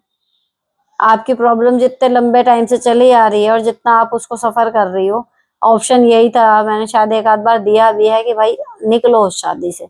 आपने उसे मना कर दिया कि भाई नहीं, वो मैं नहीं कर सकती, अगर मुझे सही याद आ रहा है। तो देखो, अब इस शादी में रहना है और ये सोच के रहना है कि पति से मेरी जितनी एक्सपेक्टेशन थी वो तो पूरी होंगी नहीं, बाकी का है। तो ऑब्वियसली जब लाइफ में पति नहीं होता, जीवन साथी नहीं है, रोमांस नहीं है आपकी लाइफ में, प्यार नहीं बचा, सेक्स नहीं बचा, तो फिर आपकी लाइफ बोरिंग तो हो ही जाएगी ना। अब आप अंदर से कैसे खुश रहोगी फिर उसके बिना, कि जब आपको चाहिए था। एक तो होता है कि हमारी अंदर से इच्छा ही नहीं है प्यार मोहब्बत की, हम तो ऐसे ही खुश हैं, अपने आप में ही कंटेंट हैं। कोई मिल जाए तो ठीक, नहीं मिले तो ठीक, लेकिन अगर हमें चाहिए कोई और फिर मिल नहीं रहा और सामने वो पड़ा हुआ है, तो फ्रस्ट्रेशन तो प्रो लेवल की होगी ही होगी। लेकिन ये आपकी चॉइस है कि आपको इस शादी में रुकना है, ये आपको कोई फोर्स नहीं कर रहा। तो आप सोचते समझते जब इस शादी में रुक रही हैं, तो आपको इस वाले जीवन के लिए मेंटली प्रिपेयर्ड होना पड़ेगा। जब एक्सेप्ट कर लोगी कि मेरा जीवन ऐसा ही रहने वाला, तभी आपको खुश रहना आएगा। एक इस चीज को अगर हटा दो तो भी लाइफ में बहुत कुछ बचता है। घूमने जाओ, बच्चों को लेके जाओ, शॉपिंग करो, सजो धजो। शक कर रहा है फिर भी गुस्से में है, नहीं तुम चुपचाप रह रही हो तब भी गुस्से में ही है, करने दो अच्छा ड्रामे, तुम अपनी लाइफ जियो जैसे जीनी। बंदिशें खत्म हो जाएंगी, आधी प्रॉब्लम खत्म हो जाएगी। नेक्स्ट, हाय मैम, मेरे हस्बैंड से परेशान हो चुकी हूँ मैं। जब ससुराल वाले परेशान करते थे तब भी साथ नहीं दिया मेरा, तब भी सबके सामने मुझ पर हाथ उठाते थे, मैं हर बार सहती गई। यही गलती कर दी इन्होंने। ससुराल वालों के सामने 3 बार मारा, फिर हम लोग पोर्ट ब्लेयर आ गए क्योंकि मेरे हस्बैंड नेवी में है। वहां भी मेरी सास ने इनको बोला कि मेरे से फोन पे बात नहीं करती, बस इसी बात के लिए इन्होंने मुझे इतना मारा कि मैं 10 दिन तक घर से बाहर नहीं निकली, इतनी बुरी हालत कर दी थी। अब मैम इनको आदत हो गई है, हर बात पर लड़ते हैं, गालियां देते हैं, हाथ उठाते हैं। कुछ भी बात हो बोलेंगे अपने बाप के घर जाओ। लास्ट टाइम इन्होंने मेरे ऊपर बैठकर मुझे मारा। मेरे भाई भी आए थे समझाने के लिए, तब तो बोल दिया कि आगे से ऐसा नहीं होगा, लेकिन अब फिर से मुझे मारने के लिए आगे बढ़ते हैं। मुझे डर लगता है, मुझे इनसे नफरत हो चुकी है। बोलते हैं घर में क्या ही काम है, 1 घंटे में सब हो जाता है, सारा दिन करती क्या हो। शादी को 15 साल हो चुके हैं, मैं पहली बार इनका टिफिन बनाना छोड़ दिया है। मैंने कहा जब करती ही नहीं हूँ तो अपने आप करो अपना काम। मैम मुझे डिप्रेशन भी है, 4 साल से तो नींद भी नहीं चाहिए रातों को, और बुटीक का भी काम करती हूँ। क्यों रह रही हो, इस सवाल का जवाब ये क्वेश्चन है। क्यों रह रही हो, निकलती क्यों नहीं हो इस शादी से, कितना पिटोगी, क्या मिल रहा है इस शादी में रह के। कोई इलाज नहीं है कि ये करो ये करो ये करो, जस्ट लीव। गुस्सा आता है मुझे, और शुरुआत में मतलब एक बार मैंने पढ़ा कि मारते हैं, मैं तभी बोल रही हूँ कि गलत कर दिए। मतलब पति है क्या है वो, और वो अब जानवर बन रहा है, तो आपको किसने बांधा हुआ है, आप क्यों हो उसके साथ, क्यों नहीं निकलती उस रिश्ते से। ऐसे जानवर के साथ रहने से तो आदमी अकेला रह ले, सड़क पे रह ले मेरे ख्याल में तो। निकलो भाई, प्योरली, सिर्फ और सिर्फ यही मेरे को तो सजेशन आपके लिए है, निकलो इस शादी से और पुलिस में दो उस आदमी को। नेक्स्ट, नमस्ते दीदी, मेरे पति मेरे ननद से हमेशा बातें करते रहते हैं, मुझे पथरी हो गई है। कभी मेरी भी ननद जी फोन करके पूछती भी नहीं कैसी हो कैसी नहीं हो, और मैं अपने दुख में हमेशा अकेली रहती हूँ, तो हमें बहुत दुख होता है। पति से पूछते हैं जब वे हमारे दुख में साथ नहीं देती तो आप क्यों बात करते हैं। मेरे पति मेरे जेठानी से चुप के बात करते हैं, अपने दिल की कुछ भी बात नहीं बताते, बस मेरी ननद को और मेरी जेठानी को बताते रहते हैं। आज दीदी मेरा बात खत्म। अब इसमें जो है देखो जी, जब आपके पति उनसे जुड़े हुए हैं, मेरे को जो समझ में आता है ना वो होता है कि मेरी बीवी के तो टर्म्स है नहीं, मैं बना के रखूं। ठीक है, दूसरी चीज, अगर मान लो उसने पूछ भी लिया पथरी के बारे में तो आपकी पथरी सही हो जाएगी। मैं हमेशा यही कहती हूँ, हारी बीमारी में कोई पूछ ले उससे कुछ फर्क पड़ रहा है? प्रैक्टिकली सोचो तो ये मेंटली है आपकी प्रॉब्लम। क्या है, उसने पूछ लिया, क्या हो गया पूछने से? हमारी पथरी गल गई? क्यों पड़ते हो इन बेफालतू के टंटों में? और दूसरी चीज, वो बात कर रहे हैं, करने दो। रुकना होता आपके एक बार कहने से रुक जाते, ढंग के होते या उनका बॉन्ड ना होता वो करते ही नहीं। कितने आदमी होते हैं जो अपनी भाभीियों से बात इतनी लंबी करते हैं। ठीक है, बात कर रहे हैं, आपके साथ रह रहे हैं, सही है। आप ये मान के चलो कि उनके बाद जो बचेगा उतना पति मेरा है ना। तो बजाय उनका रिश्ता कमजोर कैसे करूं इसे सोचने की बजाय अपना दोनों का रिश्ता कैसे मजबूत करूं इस पर काम करना शुरू करो, तब सिचुएशन बदलेंगी। नेक्स्ट, मेरी शादी गांव में हुई है, मैं शहर से हूँ, हम हस्बैंड वाइफ जॉब करते हैं। पति बाहर का खाना पीना घूमना पर रोक लगाते हैं, किसी से बात करो तो शक करते हैं, कहते हैं जमाना खराब है इसलिए रोकता हूँ। बट मुझे घुटन होती है, जॉब के पैसे भी खुद ले लेते हैं। मैं कहती हूँ शहर में रहने को तो कहते हैं गांव में शादी क्यों की, बट पैसे इन्वेस्ट करते हैं, फालतू को यूज नहीं करते। कोचिंग लेती थी शादी से पहले, मन करता है जॉब से आके ट्यूशन पढ़ाऊं, तो गाँव में कोई वैल्यूएबल फीस नहीं देना चाहता। ऑनलाइन ट्राई कर सकती हूँ,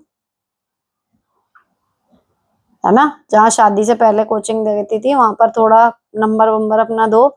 ऑनलाइन क्लासेस में ट्यूशन दे सकती हो, रेट रीजनेबल रखना और बच्चे वहां भी मिल जाएंगे आपको, ये कर सकती हो। और दूसरी चीज क्या है कि घूमना पीना खाने पीने पे सब पे रोक लगाते हैं, और कहते हैं ना कि जी मुझे गांव में शादी क्यों की, वो 100 पैसे की एक बात कह रहे हैं। कि अगर हमें पता है गांव में जाके यही सिस्टम होता है, या तो यह है कि पैतृक गांव है लेकिन लड़का शहर में रहता है, तब तो फिर भी एक बार को चल जाता है। लेकिन गांव वालों के अंदर से गांव कभी जाता नहीं, और अब तो रहती ही गांव में है। तो बहुत मुश्किल काम है कि हाँ ये चेंज होना, ये आपको शादी से पहले ही सोचना चाहिए था। लेकिन ये ऐसा नहीं है कि कभी भी नहीं बदलेगा, थोड़ा थोड़ा करके निकलो। कलेश के लिए तैयार रहना कि जब कुछ करोगे नियमों के खिलाफ तो बवंडर मचेगा। एक एक करके अपनी बेड़ियां तोड़ना शुरू करो, सारी एक साथ नहीं। आराम से परमिशन मांगो, आराम से कहो, फिर धीरे से चले जाओ, फिर कहो देखो कुछ भी तो नहीं हुआ, क्या हो गया चली गई तो। और खूब खुश रहो वहां से आके, ताकि उनको लगे कि यार कितना अच्छा लग रहा है इसको। थोड़ा सा इमोशनली खेलो, थोड़ा सा मेंटली, तब जाके धीरे धीरे एक एक करके अपनी बेड़ियां तोड़ो। नेक्स्ट, हेलो दी नमस्ते कहने की, कहने को मैं इकलौती हूँ बहू हूँ। मेरी 3 नंद है, पहली वाली नंद के 3 बच्चे जिसमें सबसे छोटा बेटा 8 साल का है। फिर वो बच्चे को छोड़कर सब दिन मायके में ही रहती है। कभी कभार 3 से 6 महीने में 10 से 15 दिन के लिए ही ससुराल जाती है, फिर यहीं रहने जाती है। और मेरी दूसरी नंद की शादी को 7 साल हो गए, 5 साल की बेटी है, फिर भी वो कभी 6 महीना अपने ससुराल में नहीं रही, सब दिन मैके में ही रहती है। उसका पति भी बाहर से आता है तो महीना भर यहीं रहता है। तीसरी वाली को तो 3 बार शादी हुई पर उसने किसी से नहीं रखा। अब 2 दिन पहले 4 बार शादी हुई है, चौथी बार। मैम मेरी परेशानी है, मेरी 3 बेटी हैं, मुझे और मेरी बेटियों को कहती है दूसरों के जलमल के कौन करताई, और हमेशा ही दूसरों का के जलमाल के कौन करता है, पता नहीं क्या लिखा है। हमेशा ही हमें बेगाना समझती हैं, उन सब के लिए तो हमेशा अच्छा कहती हैं सोचती हैं, पर हमेशा ताना और नफरत के सिवा कुछ भी नहीं मिला मुझे यहाँ तक। 3 बेटी तूने पैदा किया तो पार्शियल क्या दूसरा उठाए, और दूसरी तरफ नतनी का पढ़ाई का भी खर्चा, खाने पीने और दूध भी खुद ही लेकर देती हैं। बहुत बुरा लगता है जब बेटी को मानदान और बहू से दुश्मनी। मुझे पता है मेरा बेटा नहीं है इसलिए मुझे बहुत कुछ कहती हैं, वो सब तो खुश रहती हैं पर मैं दुखी रहती हूँ। मेरा जॉब है, पति कुछ नहीं करते, मैं ही कमाती हूँ। पति कुछ बोलो तो वो कहते हैं मेरे मम्मी पापा से मुंह नहीं लगता। मेरी सास से मेरा झगड़ा होने पर मेरे ससुर और पति घर से कहीं दूर चले जाते हैं, कोई उसे कुछ नहीं कहता। मेरी सास 25,000 महीना कमाती है, क्या करूं, मेरे दिमाग में उसका बोला घूमता रहता है और मैं कुछ कर नहीं पाती। जॉब के बाद में अपना खर्चा खुद उठाया है और मुझसे उनसे जलन होती है। मैं खुद को कैसे संभालूं, पति से कुछ कहना ही बेकार है। क्या मुझे इस घर में रहना चाहिए, बहू की कोई कदर ही नहीं हो। इतनी लंबा क्वेश्चन है लेकिन मुद्दा सिर्फ ये है कि आपकी सास कमाती है, इधर आप कमाती हो, है ना। आपकी कमाई तो चाहिए, आपसे काम भी करवाना है, लेकिन आपकी इज्जत कुछ नहीं है। घर में चल रही है लड़कियों की, आप उन्हीं का एग्जाम्पल क्यों नहीं दे देती। जब आपकी लड़कियों को उल्टा सीधा कहा जाता है तो कहती क्यों नहीं कि वो दीदी भी तो लड़की हैं, ये दीदी भी तो लड़की हैं। जब इनका इतना मान सम्मान है तो मेरी बेटियों का भी तो उतना ही होगा। अगर आपको बेटे की इतनी इच्छा है, दूसरी चीज ये कि बेटा नहीं है, बेटा नहीं है, आपके तो बेटा है, आप उसका क्या कर रही हो? कमा के तो मैं ही ला रही हूँ, वो आपका क्या कर रहा है? सेवा तो मैं ही कर रही हूँ। तो एक आध बार ऐसे उन्हीं के पॉइंट लेके थोड़ा सा क्रॉस क्वेश्चन वाला वो कहना, जवाब देना उस तरीके से करो, झगड़ा मत करो। लेकिन जो वो एक्चुअली कर रहे हैं उसी को ही तो आप फॉलो आगे भी करना चाह रही हो, और क्या ही है। आप अभी भी बेटियों की ज्यादा पूछ हो रही है, तो आपकी भी बेटियां हैं, उनकी भी ऐसी पूछ आप कर लोगे। बेटा चाहिए, बेटा चाहिए, जब तुम्हारे बेटे से तुम्हें कोई सुख नहीं है, तो मेरा बेटा होता भी तो क्या पता मुझे भी सुख ना मिलता। तो क्या ही फर्क पड़ गया, बेटा नहीं है तो। बेटा होके भी क्या उखड़ रहा है ना? तो इस तरीके से उन्हीं के पॉइंट उन्हीं पे मारोगे, ताकि उनके एक तो जवाब ना बने, और दूसरी चीज यही है कि आपकी बात ना इलॉजिकल ना लगे कि कुछ भी कह रही है। लॉजिक वाली बात करो, लड़ो फालतू मत। जितना लॉजिक से बात करोगे उतना आपकी बात की वैल्यू बढ़ेगी। नेक्स्ट, और आपको भी ना हेडेक कम होती है अगर आप लॉजिक से बात करते हो। लगता है कि हाँ आपने अच्छा बोला, सही बोला, मजा आया। नेक्स्ट, हेलो मैम, मैं अपनी MIL से बहुत परेशान हूँ, और रिश्तेदारों को हमारे घर की सभी बातें बताती हैं, खास तौर पर देवरानी को, और वो भी बहुत मजे लेकर सारी चीजें सुनती है। उनकी कोई बात हो तो हमें से हाइड करके रखती हैं, ओवरऑल बिल्कुल ये दिखाती हैं कि वो उनकी बहुत सही है और हम पर आए। हमारे घर की कोई भी प्लानिंग हो, कोई मैटर हो, सब उनको बताती हैं, और बाकी सब रिलेटिव को फॉरवर्ड कर देती है। मैं परेशान हो चुकी हूँ उनकी हरकत से, जब वो बोलो लड़ाई लड़ती हैं, गंद बोलती हैं। समझ नहीं आता क्या करूं। मेरे हस्बैंड ने भी खूब समझा लिया, बट कोई फर्क नहीं। मेरे हर बुरे काम या कमी को सबको बताती हैं, बट मैं अच्छा करूं या उनका ख्याल रखूं तो उसको किसी के आगे आने नहीं देती। उनके साथ अच्छा करो ही मत।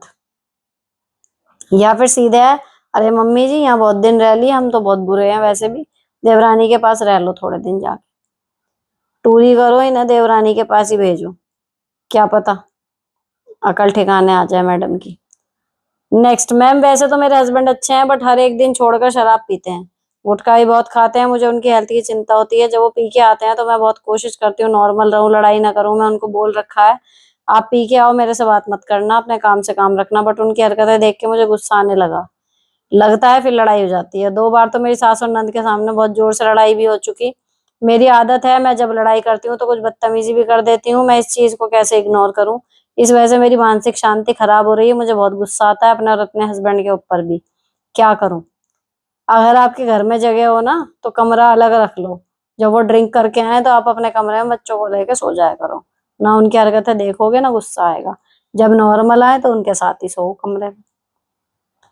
नेक्स्ट, हेलो मैम, मैं पूछना चाहती हूँ कि लोग भगवान की पूजा करते टाइम जैसे कि कीर्तन या कुछ और वहां पर नाचते हैं, तो क्या ये आराधना है फिर एंटरटेनमेंट? मुझे तो ये सब दिखावा लगता है, आस्था के नाम पर ढोंग लगता है। ऐसा किसी भी धर्म में नहीं होता।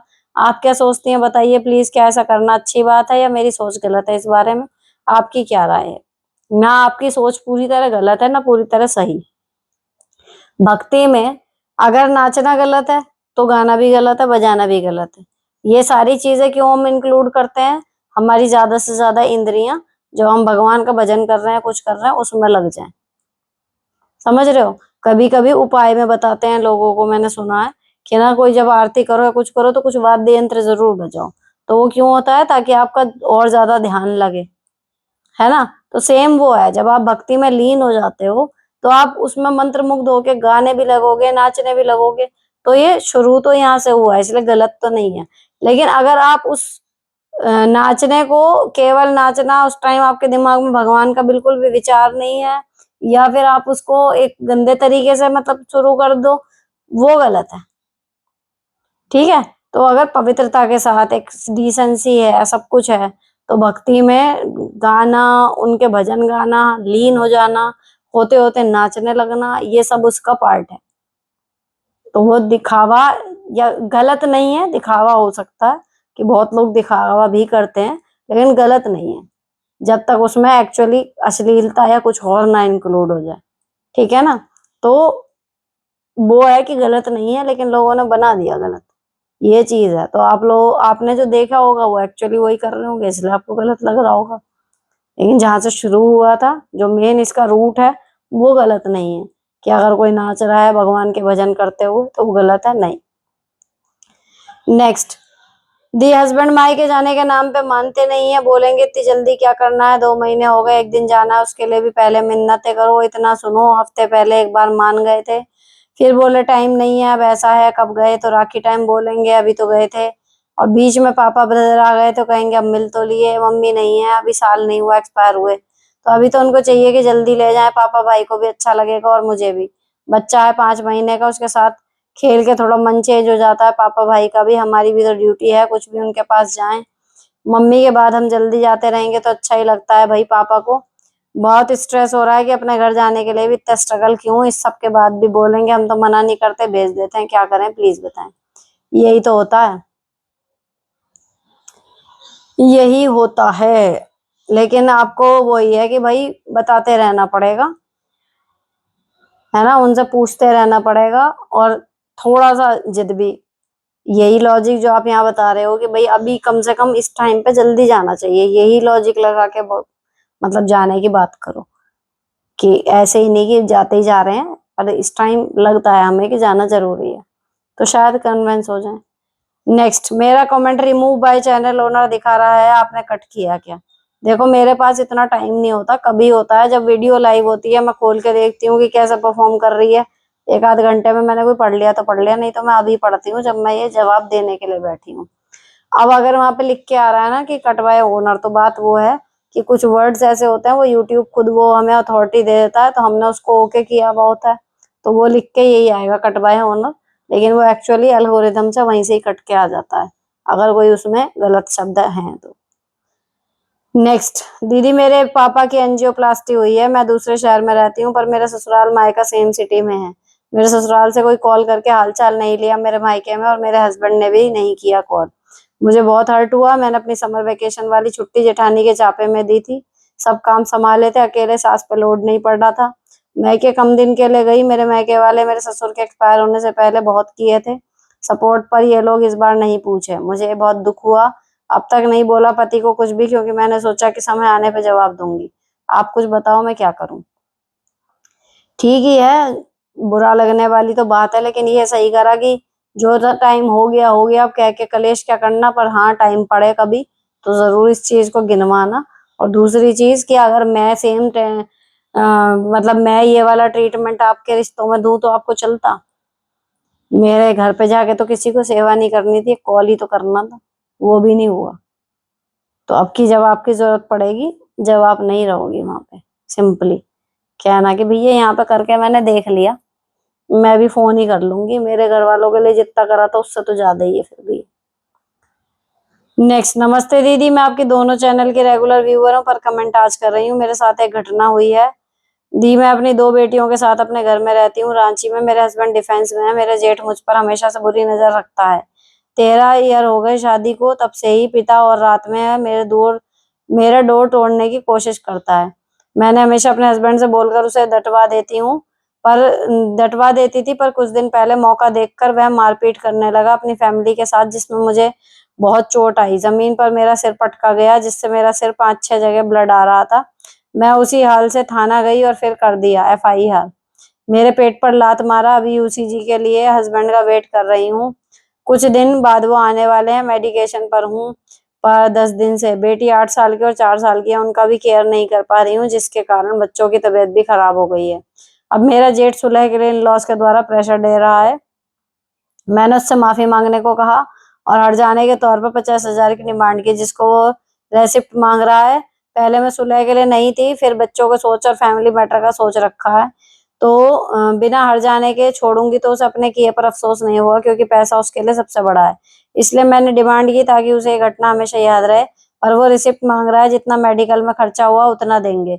आप बताएं, 10 दिन से मेरे घर में खाना नहीं बना, बच्चे बीमार हो गए, स्कूल छूटा है, उसका क्या मैं रिसिप्ट दूं? इसका भी कोई टेक्निकल इलाज बनाओ। जब 50,000 आपने लिखा है, तो रेसिप्ट वहां पे जब 50,000 लिखने से पहले वहां का भी कुछ ना कुछ मतलब कानून बन जाएगा, नहीं तो रिसिप्ट तो झूठी ही बन जाती है। 10 दिन से मेडिकेशन पे हो, 50,000 रुपए क्या बड़ी बात है, पैसे दे के बनवा लो। इस तरीके से करो, लेकिन सही करा, बिल्कुल सही डिसीजन लिया। नेक्स्ट, हेलो दी, आपके वीडियो से मुझे बहुत हेल्प मिलती है, मेरा 2 भाई है, एक बड़ा है एक छोटा है, बड़े भाई की शादी को 21 साल हो गए, जिसकी वजह से मेरी भाभी के साथ बॉन्डिंग बहुत अच्छी है और वो करती भी हैं सबको। पर छोटे वाले भाई की शादी को 2 साल ही हुए और वो भाभी से कंपटीशन करती है। मेरे समझाने पर मुझे ही गलत साबित करके छोटे भाई से बातचीत बंद करवा दी। अभी गर्मी की छुट्टियों में मैं भैया भाभी के साथ घूमने गई थी, तो छोटे ने भाभी से भी बात बंद कर दी और मेरी माँ को भी बोलती है कि अगर आपने अपनी छोटी बेटी से बात की तो मैं आपसे बात नहीं करूंगी। मैं क्या करूं? माँ से भी बड़ी मुश्किल से बात हो पाती है और माँ भी हर वक्त डर रही हुई रहती है। प्लीज हेल्प दी। वो लोग मेरे पति की भी इंसल्ट करते हैं, पर मेरे पति सिर्फ मेरी खातिर माँ से मिलने जाते हैं। मेरे ससुराल में सब बहुत ही अच्छा है। मैं भी आपसे जुड़ने के बाद एक गवर्नमेंट टीचर बन गई हूँ। किसी चीज की कमी नहीं है, बस ये एक प्रॉब्लम है। प्लीज हेल्प कीजिए। क्या करूं? छोड़ दूं या लड़ूं? देखो, आपके छोटे भाई से बातचीत बंद हो गई ना, मत करो। और रही बात माँ की, तो माँ के पास अथॉरिटी है। अगर वो खुद ही सोच रही है कि मैं बेटी से बात ना करूं, मुझे बहू से बना के रखनी है, तो गुड फॉर हर। बुढ़ापा उन्हीं के साथ काटना है। बड़ी भाभी के साथ आपकी अच्छी बॉन्डिंग है, उनके साथ रखो और अपना रखो, अपने घर में मजे करो। लेकिन अगर कोई इसको इतना ईगो पे ले रहा है, तो उसे अपने ईगो के साथ खुश रहने दो, लोड मत लो अपने दिमाग में। नेक्स्ट, हाय मैम, मेरी देवरानी रील एंड स्टेटस वाली एंड बहुत चापलूसी करती है। इन लॉज के एंड मैं कम बोलना पसंद करती हूँ एंड अपनी लाइफ के प्राइवेट रखना पसंद करती हूँ। एंड क्या मुझे अपने को चेंज करने या उसके जैसा बनने की जरूरत है? मैं उससे थोड़ा इनसिक्योर फील करती हूँ, प्लीज आप बताएं। नहीं, जो जैसा है अपने आप के लिए वो बेस्ट है। अगर कोई एक्सपोजर अपना चाहता है वो भी सही है, और अगर कोई अपनी लाइफ को बिल्कुल पर्सनल रखना चाहता है वो भी सही है। आपको कोई जरूरत नहीं है उसके जैसा बनने की। इनसिक्योरिटी क्यों है? आपको उसके जैसा बनना है, बन नहीं पा रहे, तब हो इनसिक्योरिटी। आपको तो ऐसा ही बनना है जैसा आप हो, तो क्यों इनसिक्योर हो रहे हो? नेक्स्ट, दी, मेरे हबी को एक्सपायर होने के बाद ना तो मायके में कोई माँ ही एक्सपायर हो गई। पापा 75 साल के हैं, उनके टेक केयर मैं ही करती हूँ। उनके घर के पास में रहती हूँ। 3-6 कोई मतलब नहीं रखती, सिर्फ सबको प्रॉपर्टी में शेयर चाहिए। पापा जी की सेवा नहीं करना चाहते। इन लॉज भी मतलब नहीं रखते। एक 18 साल का बेटा है, वो भी चेन्नई जा रहा है पढ़ने। इंस्टीट्यूट बहुत अच्छा है। मैं आप बहुत अकेली हो गई हूँ, बहुत घबराहट हो रही है। देखो, आप घबराओ मत। अकेले आप आज से नहीं हो। आपके हबी एक्सपायर हो गए हैं, है ना? अब आपको आदत डालनी होगी ऐसे रहने की। अपना फ्रेंड सर्कल इंप्रूव करो। बहन किसी लायक नहीं है। अपना पड़ोसी या कहीं जॉब करते हो तो वहां का स्टाफ, अपने लिए स्ट्रिक्ट टाइम टेबल बनाओ जिसमें आप पूरा दिन व्यस्त रह सको। अकेलेपन को दूर करने की यही तरीके होते हैं। फिलहाल आपके पास अपने पापा की जिम्मेदारी है। अगर वो जिम्मेदारी भी मान लो वो ठीक हो गए, या फिर ये है कि वो कहीं आने जाने लायक होगा, उनको भी साथ लेके आप घूमने फिरने निकल जाया करो। मतलब बिजी रहो कुल मिला के, है ना? अकेलापन जितना ज्यादा फील करोगे उतना वो आपको घेरेगा। नेक्स्ट, हाय डियर दीदी, मेरा क्वेश्चन ये है कि मेरे भाई के लिए रिश्ता देखने के लिए आए लोग ने मेरे मामा को और दादी को तबीयत ठीक नहीं, इसकी वजह से लड़की नहीं दे रहे हैं। इसके लिए रिश्तेदार मजाक उड़ा रहे हैं और इस टाइम में मेरे को क्या करूं?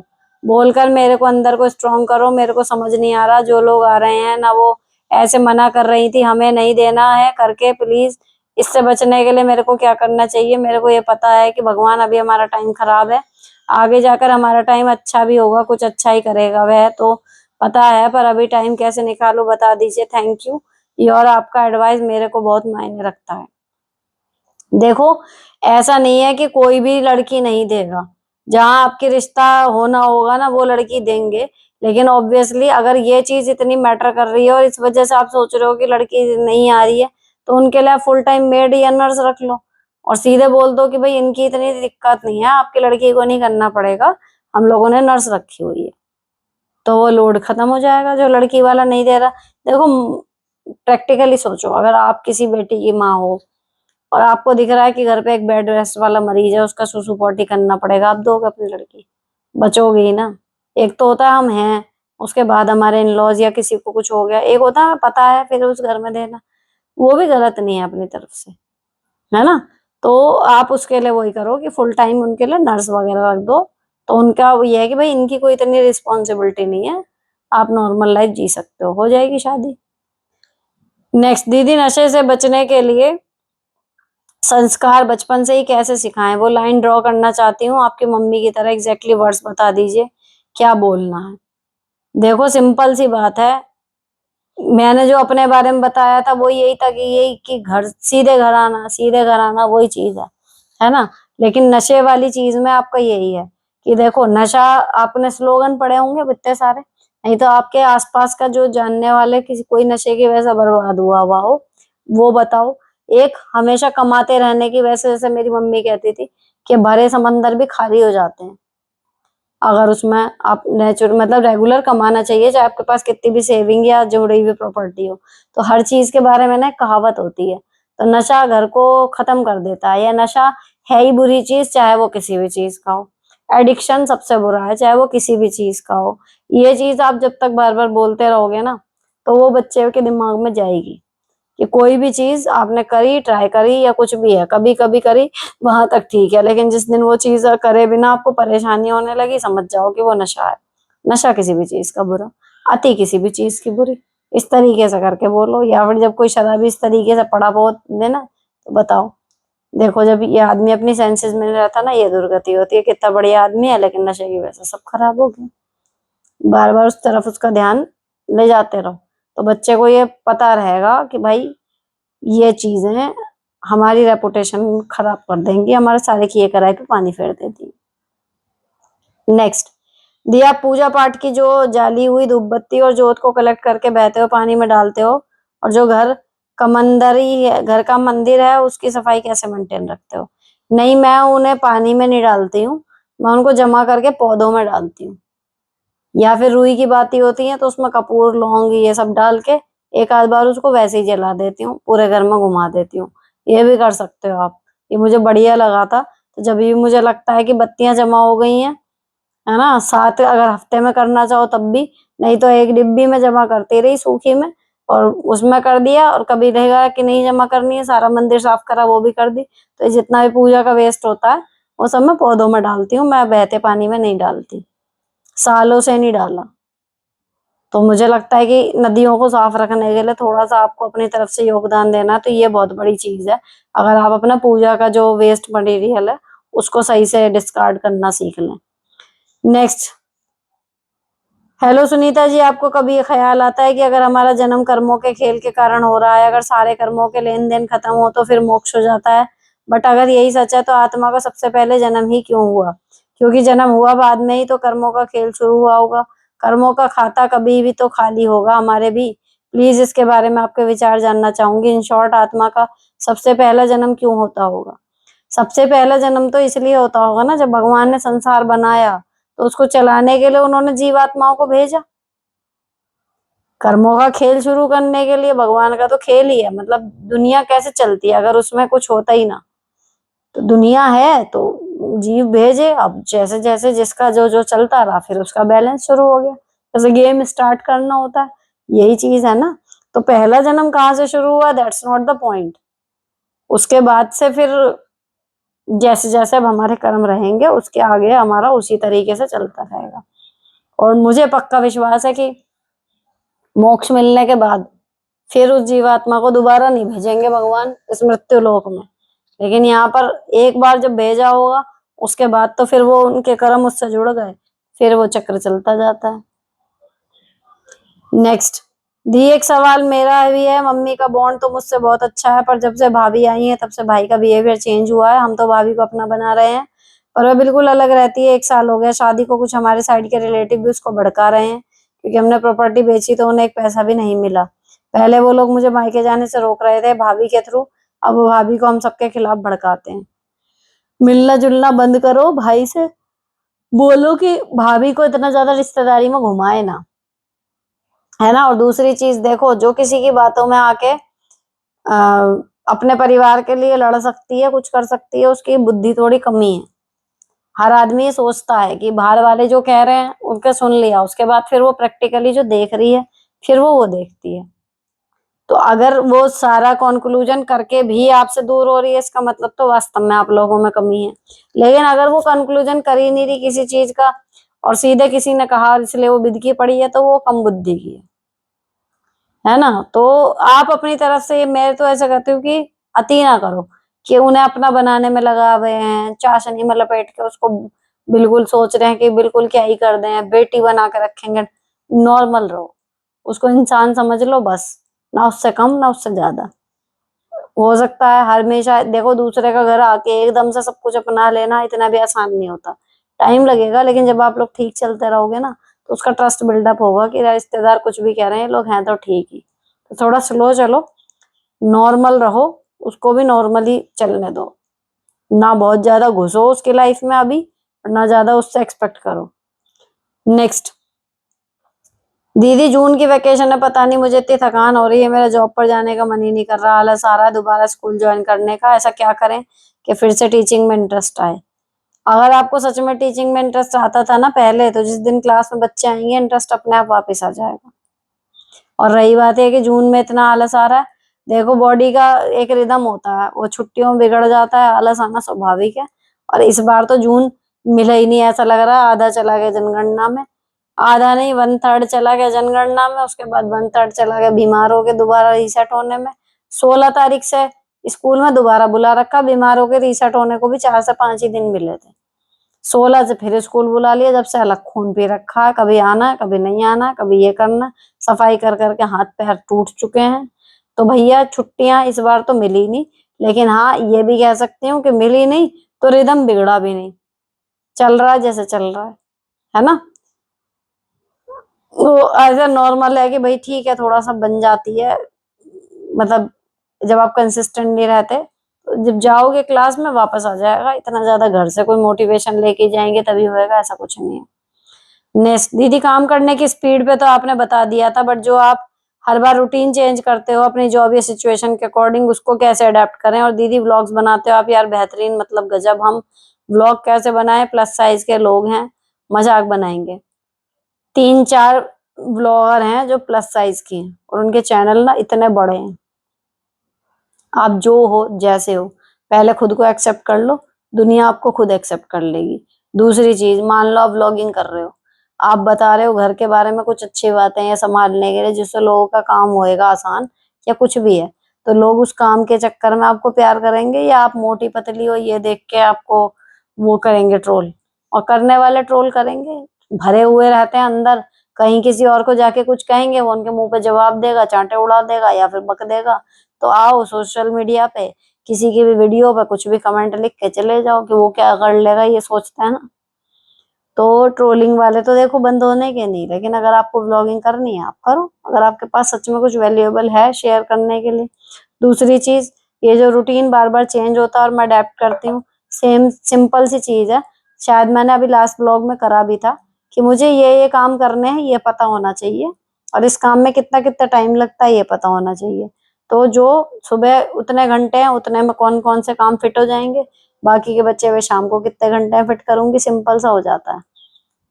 टाइम में ये मत बंधो इतने बजे करना है, बस ये छोड़ दो, ये काम करने हैं और इसमें इतने घंटे लगते हैं, ये अगर फिक्स है ना, यूं आप अडॉप्ट कर लोगे चेंज टाइम टेबल को अपने। नेक्स्ट, मैम मेरा बच्चा अपने नाना के घर नहीं जाना चाहता और वो नाना एंड बाबा के घर का कंपैरिजन करता है, नॉर्मल है क्या? जी ये बिल्कुल नॉर्मल है, कई बच्चे नहीं जाते। नेक्स्ट, हेलो दी, मुझे आपसे क्वेश्चन पूछना था कि जब कोई मुझसे अपना काम कहने करने को कहता है तो मैं मना कर देती हूँ, लेकिन बाद में बहुत परेशान हो जाती हूँ, पूरा दिन खराब हो जाता है जिसकी वजह से। तो मत मना किया करो, काम कर दिया करो। नेक्स्ट, मैम मुझे सीटेट के लिए पूछना है, आपने कैसे पढ़ाई की, कौन सी क्लास ली, कितने घंटे पढ़ाई की? मैंने एस ए टीचर एकेडमी इस नाम के यूट्यूब चैनल से प्रिपरेशन की थी, केवल उससे मैंने सीडीपी पढ़ी थी और एसएसटी पढ़ी थी। हिंदी इंग्लिश मैथ जितना मुझे आता था मैं उसी के बिहाफ पे दे आई, उसमें किसी ने कोई मदद नहीं करी। लेकिन हिंदी इंग्लिश मैथ की पेडागोजी है ना जो सीडीपी में आप पढ़ोगे, वो उनसे ही करी थी। जो 15 नंबर के क्वेश्चन आते हैं सब्जेक्ट से रिलेटेड वो मेरी अपने नॉलेज थी, जो 15 नंबर की सीडीपी थी वो भी उससे। तो कुल मिला के एसए टीचर एकेडमी के सीटेट वाले वीडियो देखे थे बस, और कुछ नहीं करा था। दूसरी चीज कि प्रिपरेशन के लिए कितने घंटे दिए थे, तो देखो घंटे वंटे मैंने नहीं दिए थे, खाना बनाते टाइम 1.5 घंटा 1 घंटा जो भी लगता था फोन वहां रख लेती थी। शुरू में लेक्चर मैंने सुने वहां। दूसरी चीज, जब मैं पेपर लगने लगा और अब थोड़ा समझ में आने लगा, तो पहली बार तो सुन के सिर के ऊपर से जाता, कुछ समझ नहीं आता, लेकिन दूसरी बार में जब जैसे जैसे रिवाइज होता रहता फिर समझ में आने लगता है। तो विंटर ब्रेक पड़ी थी उस टाइम पे, और मैं मेरे ये जेठ की डेथ हो गई थी उस टाइम पे, तो बहुत ज्यादा डिस्टरबेंस भी रहा था, लेकिन ये था कि एंड में आके अगर वो 7 घंटे की मैराथन की क्लास थी, उसको 1.5 गुना स्पीड पे 2 गुना स्पीड पे मैं करके सुनती थी। टुकड़ों टुकड़ों में ये है कि दिन में रात में लग लगा के उसको एक को पूरा तो कर लें, ये था। तो वो एक को पूरा करके भगाते भगाते जो देखती थी ना मैं कि जो वो वेट कर रहे हैं, आंसर देने की टाइम देते हैं ऑडियंस को, उस वजह से वो 7 घंटे की है। तो जब आप उसको स्किप कर करके जल्दी जल्दी करके देखते हो ना, तो वो 2 से 2.5 घंटे की खत्म हो जाती है।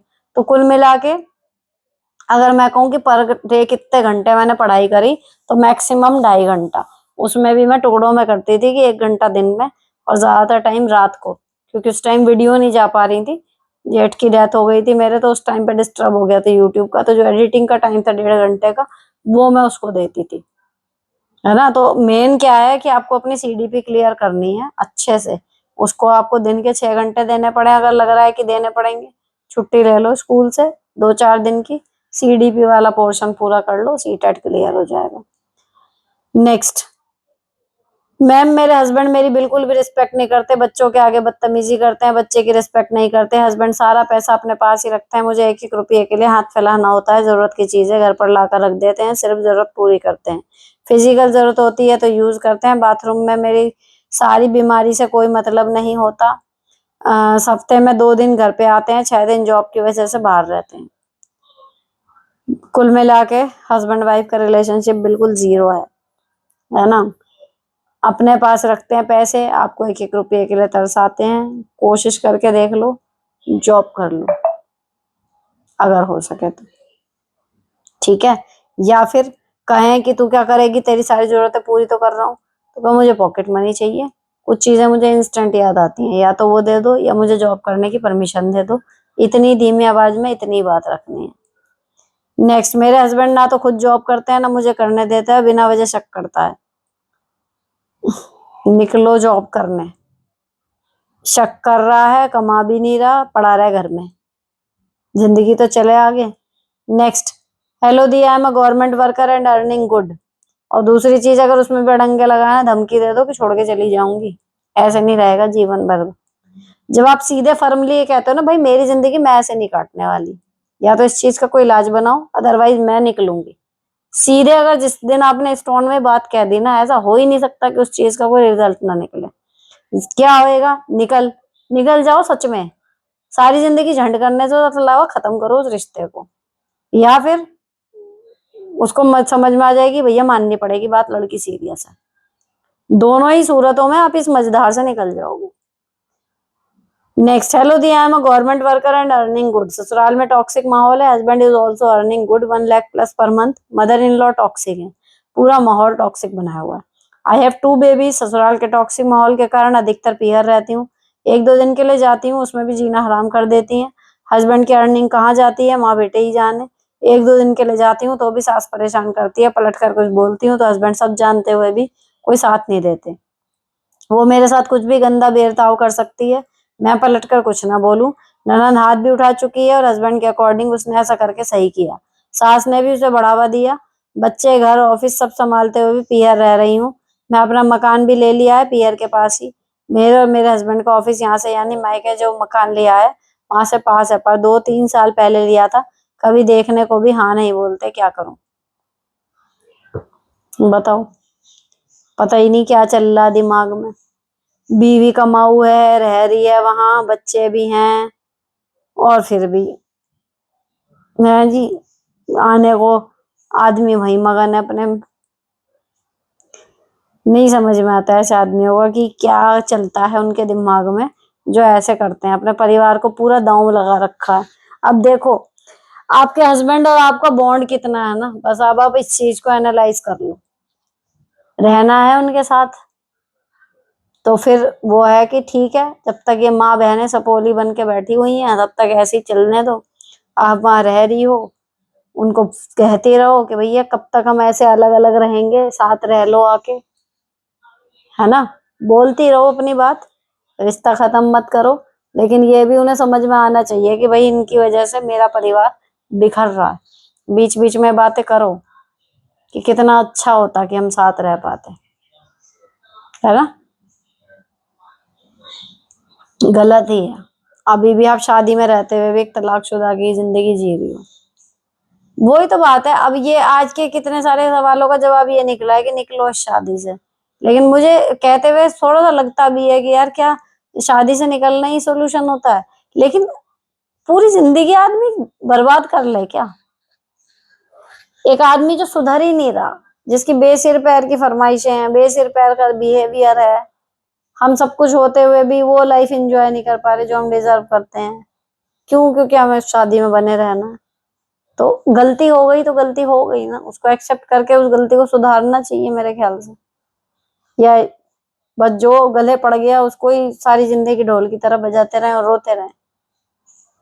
नेक्स्ट दी, मैं मायके 15 दिन रह के आई, वहां मन खुश हो गया, मेरी भाभी ने बहुत अच्छा ट्रीट किया, पर घर आते ही सास ने परेशान करना शुरू कर दिया। पता नहीं क्या जेठानी सिखा देती है, आते ही मुझसे गंदा बिहेवियर करती है, रसोई में घुस जाती है अपना खाना बनाने, बच्चों को छुट्टियां हैं उनके लिए नाश्ता नहीं बनाने देती, कितनी देर घुसी रहती है, बहुत दुखी हूँ। हस्बैंड को बोलो तो कलेश मुझे बोलते हैं, घर से चली जाओ। मैके में 15 दिन एक बार भी मैं बीमार नहीं हुई, यहाँ आते ही सांस फूलने लगा, हेल्थ इशू होने लगे। पति ड्रिंक करके टॉर्चर करते हैं, अपनी माँ के बारे में बात नहीं सुनते। वैसे अच्छे हैं, हर तरह से मरने को मन करता है। घर भी बहुत गंदा करती है, हस्बैंड को सफाई परफेक्ट चाहिए, मैं बेसिक भी नहीं कर पाती। बच्चे बड़े हो रहे हैं, मरना चाहती हूँ पर बच्चों को सोचकर वो भी नहीं कर सकती। मतलब मरना क्यों चाहती हो यार तुम हर बात पे? पिछली बार भी एक क्वेश्चन आया था, मरना क्यों चाहते हो? इतनी बड़ी प्रॉब्लम क्या है? जेठानी किचन में घुसी रहती है, आप भी उसी किचन में घुस के बना लो ना खाना। है, सफाई बेसिक भी नहीं हो पा रही, मेड रख लो, कह दो नहीं हो पा रही है मुझसे, है ना? बाकी भैया मरना वरना गलत बात है। हर प्रॉब्लम का हल होता है, केवल हम उस हल को फॉलो करने से आसान हमें मरना लगता है, वरना हल हर प्रॉब्लम का होता है। ठीक है ना? तो ये मरने वरने की बातें मत करो। और रही बात ये कि सांस फूलने लगी या बीमार हो गई, वो वही चक्कर है क्योंकि यहाँ पे कलेश हो रहा है, टेंशन आपसे झेली नहीं जा रही है। तो टेंशन को खत्म करने का इलाज सोचो, खुद को खत्म करने का नहीं। खाली इतना ही है कि जेठानी बोल नहीं रही है, वो आप मेंटली प्रिपेयर्ड हो क्या हो कि मैं यहाँ से राजी खुशी जा रही हूँ, घर पे जाके उनका सड़ा हुआ मुंह बना हुआ मिलेगा, फन फनाई हुई घूमेंगी, बात नहीं करेंगी। मैं तो माइंड मेकअप कर लेती थी, फिर नहीं बुरा लगता था। अगर ऐसा है कहीं की वहां से आने के बाद मुंह फूले हुए मिलेंगे तो वो ही मिलते थे, तो फिर बुरा ही नहीं लगता था, पता था यही होना। आओ अपने काम में लग जाओ। और स्कूल का ऑफिस का बता दिया मैंने, किचन का अगर देर लगा रही है खुद भी घुस जाओ, तुम अपनी कुकिंग करो, वो अपनी करती रहे। नेक्स्ट दी, मेरी फ्रेंड है, कोविड के टाइम उसकी एफबी पर एक लड़के से फ्रेंडशिप हो गई, वो उससे बातें करने लगी, लेकिन वो लड़का सीरियस हो गया। मेरी फ्रेंड के हस्बैंड को पता चल गया, लेकिन मेरी फ्रेंड ने उस लड़के से सब बताया हुआ था कि वो मैरिड है और उसके बच्चे हैं, फिर भी वो लड़का नहीं माना, बात करने के लिए फोर्स करता था। उसके हस्बैंड उससे बात बात पर ताना देता है, जबकि इन बातों को काफी टाइम हो गया। गंदी गंदी गालियां भी देता है। उसके हस्बैंड को पता है कि उसने बात करना जबकि छोड़ दिया। अभी वो बहुत परेशान है, क्या करें? क्यों करी फ्रेंडशिप? और शादीशुदा होना ना, आपको लगता है आपने बता दिए तो आदमी छोड़ देगा, उनको लगता है। मतलब मैंने एक जगह एक आर्टिकल पढ़ा था और मुझे लगा कि अच्छा ऐसे भी होता है। ज्यादातर अनमैरिड लड़के सेक्स का एक्सपीरियंस लेने के लिए वो प्रेफर करते हैं कि शादीशुदा ही मिले उन्हें कोई, क्योंकि उससे अगर प्रेगनेंसी भी हो गई तो भी, और ये चक्कर नहीं है कि हाँ जी पहली बार हो रहा है तो वो लड़की अटैच हो जाएगी, गले पड़ जाएगी, शादी करो। एक शादीशुदा औरत से अफेयर करोगे, वो आपसे कभी कहेगी नहीं कि शादी करनी है ना? और आपको पूरा जो है वो फिजिकल जो आपको करना है एंजॉय, वो आपको करने को मिलेगा। तो ये मेरे हस्बैंड ने मेरे को एक आर्टिकल पढ़वाया था कि ये तक होती है टेंडेंसी, तुम्हें पता नहीं है। और जब मैंने पढ़ा ना तो मुझे सच में लगा, मैंने हे भगवान। तो ये जो आपकी फ्रेंड ने गलती करी है ना, कि मैं सोच रही हूँ कि शादीशुदा बता दिया तो बहुत बढ़िया बात है, वो वही है। अब दूसरी चीज है भैया, आदमी है, हस्बैंड है, अगर हमें भी, अगर मेरे हस्बैंड का हमें पता चल रहा है कुछ, तो हम भी उसे ताना दे रहे हैं, टेंशन हो रही है, दिमाग खराब होता ही है ना। तो किसी हस्बैंड को अगर पता चल रहा है उसकी बीवी किसी से बात कर रही है तो वो भी बिद के गई, क्या ही कर सकते हो? अब सुनते रहो बातें, और जब तक हो रहा है, अब आगे से कभी ऐसा कुछ ना हो ये तो मेक श्योर करें। बाकी जब तक उसका गुस्सा नहीं उतरता, बर्दाश्त करने के अलावा कोई और मतलब है नहीं। माफी ही मांग सकती है वो। नेक्स्ट, हेलो मैम, कभी कभी मॉर्निंग का काम इतना बोझ सा लगता है कि रोना आ जाता है। कभी तबीयत ठीक ना हो, रात में नींद पूरी ना हो, कोई भी इशू हो, सुबह का काम तो वैसा ही रहता है, क्या करूं, कैसे मैनेज करूं। कई बार मॉर्निंग सिकनेस वाली चीज भी होती है, कुछ लोगों की बैटरी मॉर्निंग में डाउन रहती है, नहीं होता उतना काम। तो उसका तरीका वही है कि मॉर्निंग में फिर वर्कलोड कम कर दो। जब आपको लगता हो आपको अंदर एनर्जी ज्यादा होती है, तब के लिए थोड़े से पोस्टपोन कर दो। जो जरूरी काम है मॉर्निंग में वो कर लो, जो टाले जा सकते हैं उन्हें टाल दो। नेक्स्ट, दी मेरी फ्रेंड बैंक में जॉब करती है। मेरी फ्रेंड के पति उसे गाली देते हैं, कभी कभी हाथ भी उठाते हैं। दोनों किसी भी बात पर डिस्कशन करते हो तो एंड में झगड़ा हो जाता है। इन लॉज और पीयर वाले भी हेल्पफुल नहीं है, पति बच्चों के सामने भी गाली दे देते हैं, हाथ उठा देते हैं। उसे क्या करना चाहिए? पुलिस में रिपोर्ट। ये कोई तरीका नहीं होता। डिस्कशन हो रही है, लड़ाई हो रही है, कुछ भी हो रहा है, गाली दे दी वहां तक भी चलो देखा जा रहा है, उसने दी हमने भी दे दी, मारपीट कोई ऑप्शन नहीं होता। नहीं झेलनी चाहिए, नहीं झेलनी चाहिए, नहीं झेलनी चाहिए। Next, nice episode. हॉलीडेज खत्म होने वाली है, मेरी भी 1 जुलाई से 1 महीने होम मेकर की तरह रहे और आपके टिप्स के अकॉर्डिंग घर के सारे काम किए, टाइम को नाप के लाइफ को सॉर्टेड बना दिया। Thanks the, I hope school खुलने के बाद भी ऐसे रूटीन फॉलो कर पाऊँ। ठीक है, ये आखिरी क्वेश्चन था, इसमें सक्सेस स्टोरीज थी कि उन्होंने सब कुछ कर लिया। 4 दिन का गैप हो गया था इसलिए इतने सारे क्वेश्चन आ गए थे। आई होप कि ये वीडियो बहुत लंबी बैठने वाली है, लेकिन आप देख लेना, किसी के काम की लगे तो शेयर कर देना। अच्छी लगी हो, पहली बार आए हो चैनल पे तो सब्सक्राइब करके जाना। शेयर करनी है तो क्लिप वाले ऑप्शन से क्लिक करके लिंक आता है, उसमें आप अपने व्हाट्सएप पे या किसी को भी शेयर जहाँ करनी हो वो कर सकता है। मिलती हूँ आपसे अगले एपिसोड में। Till then bye bye, stay beautiful and sorted always.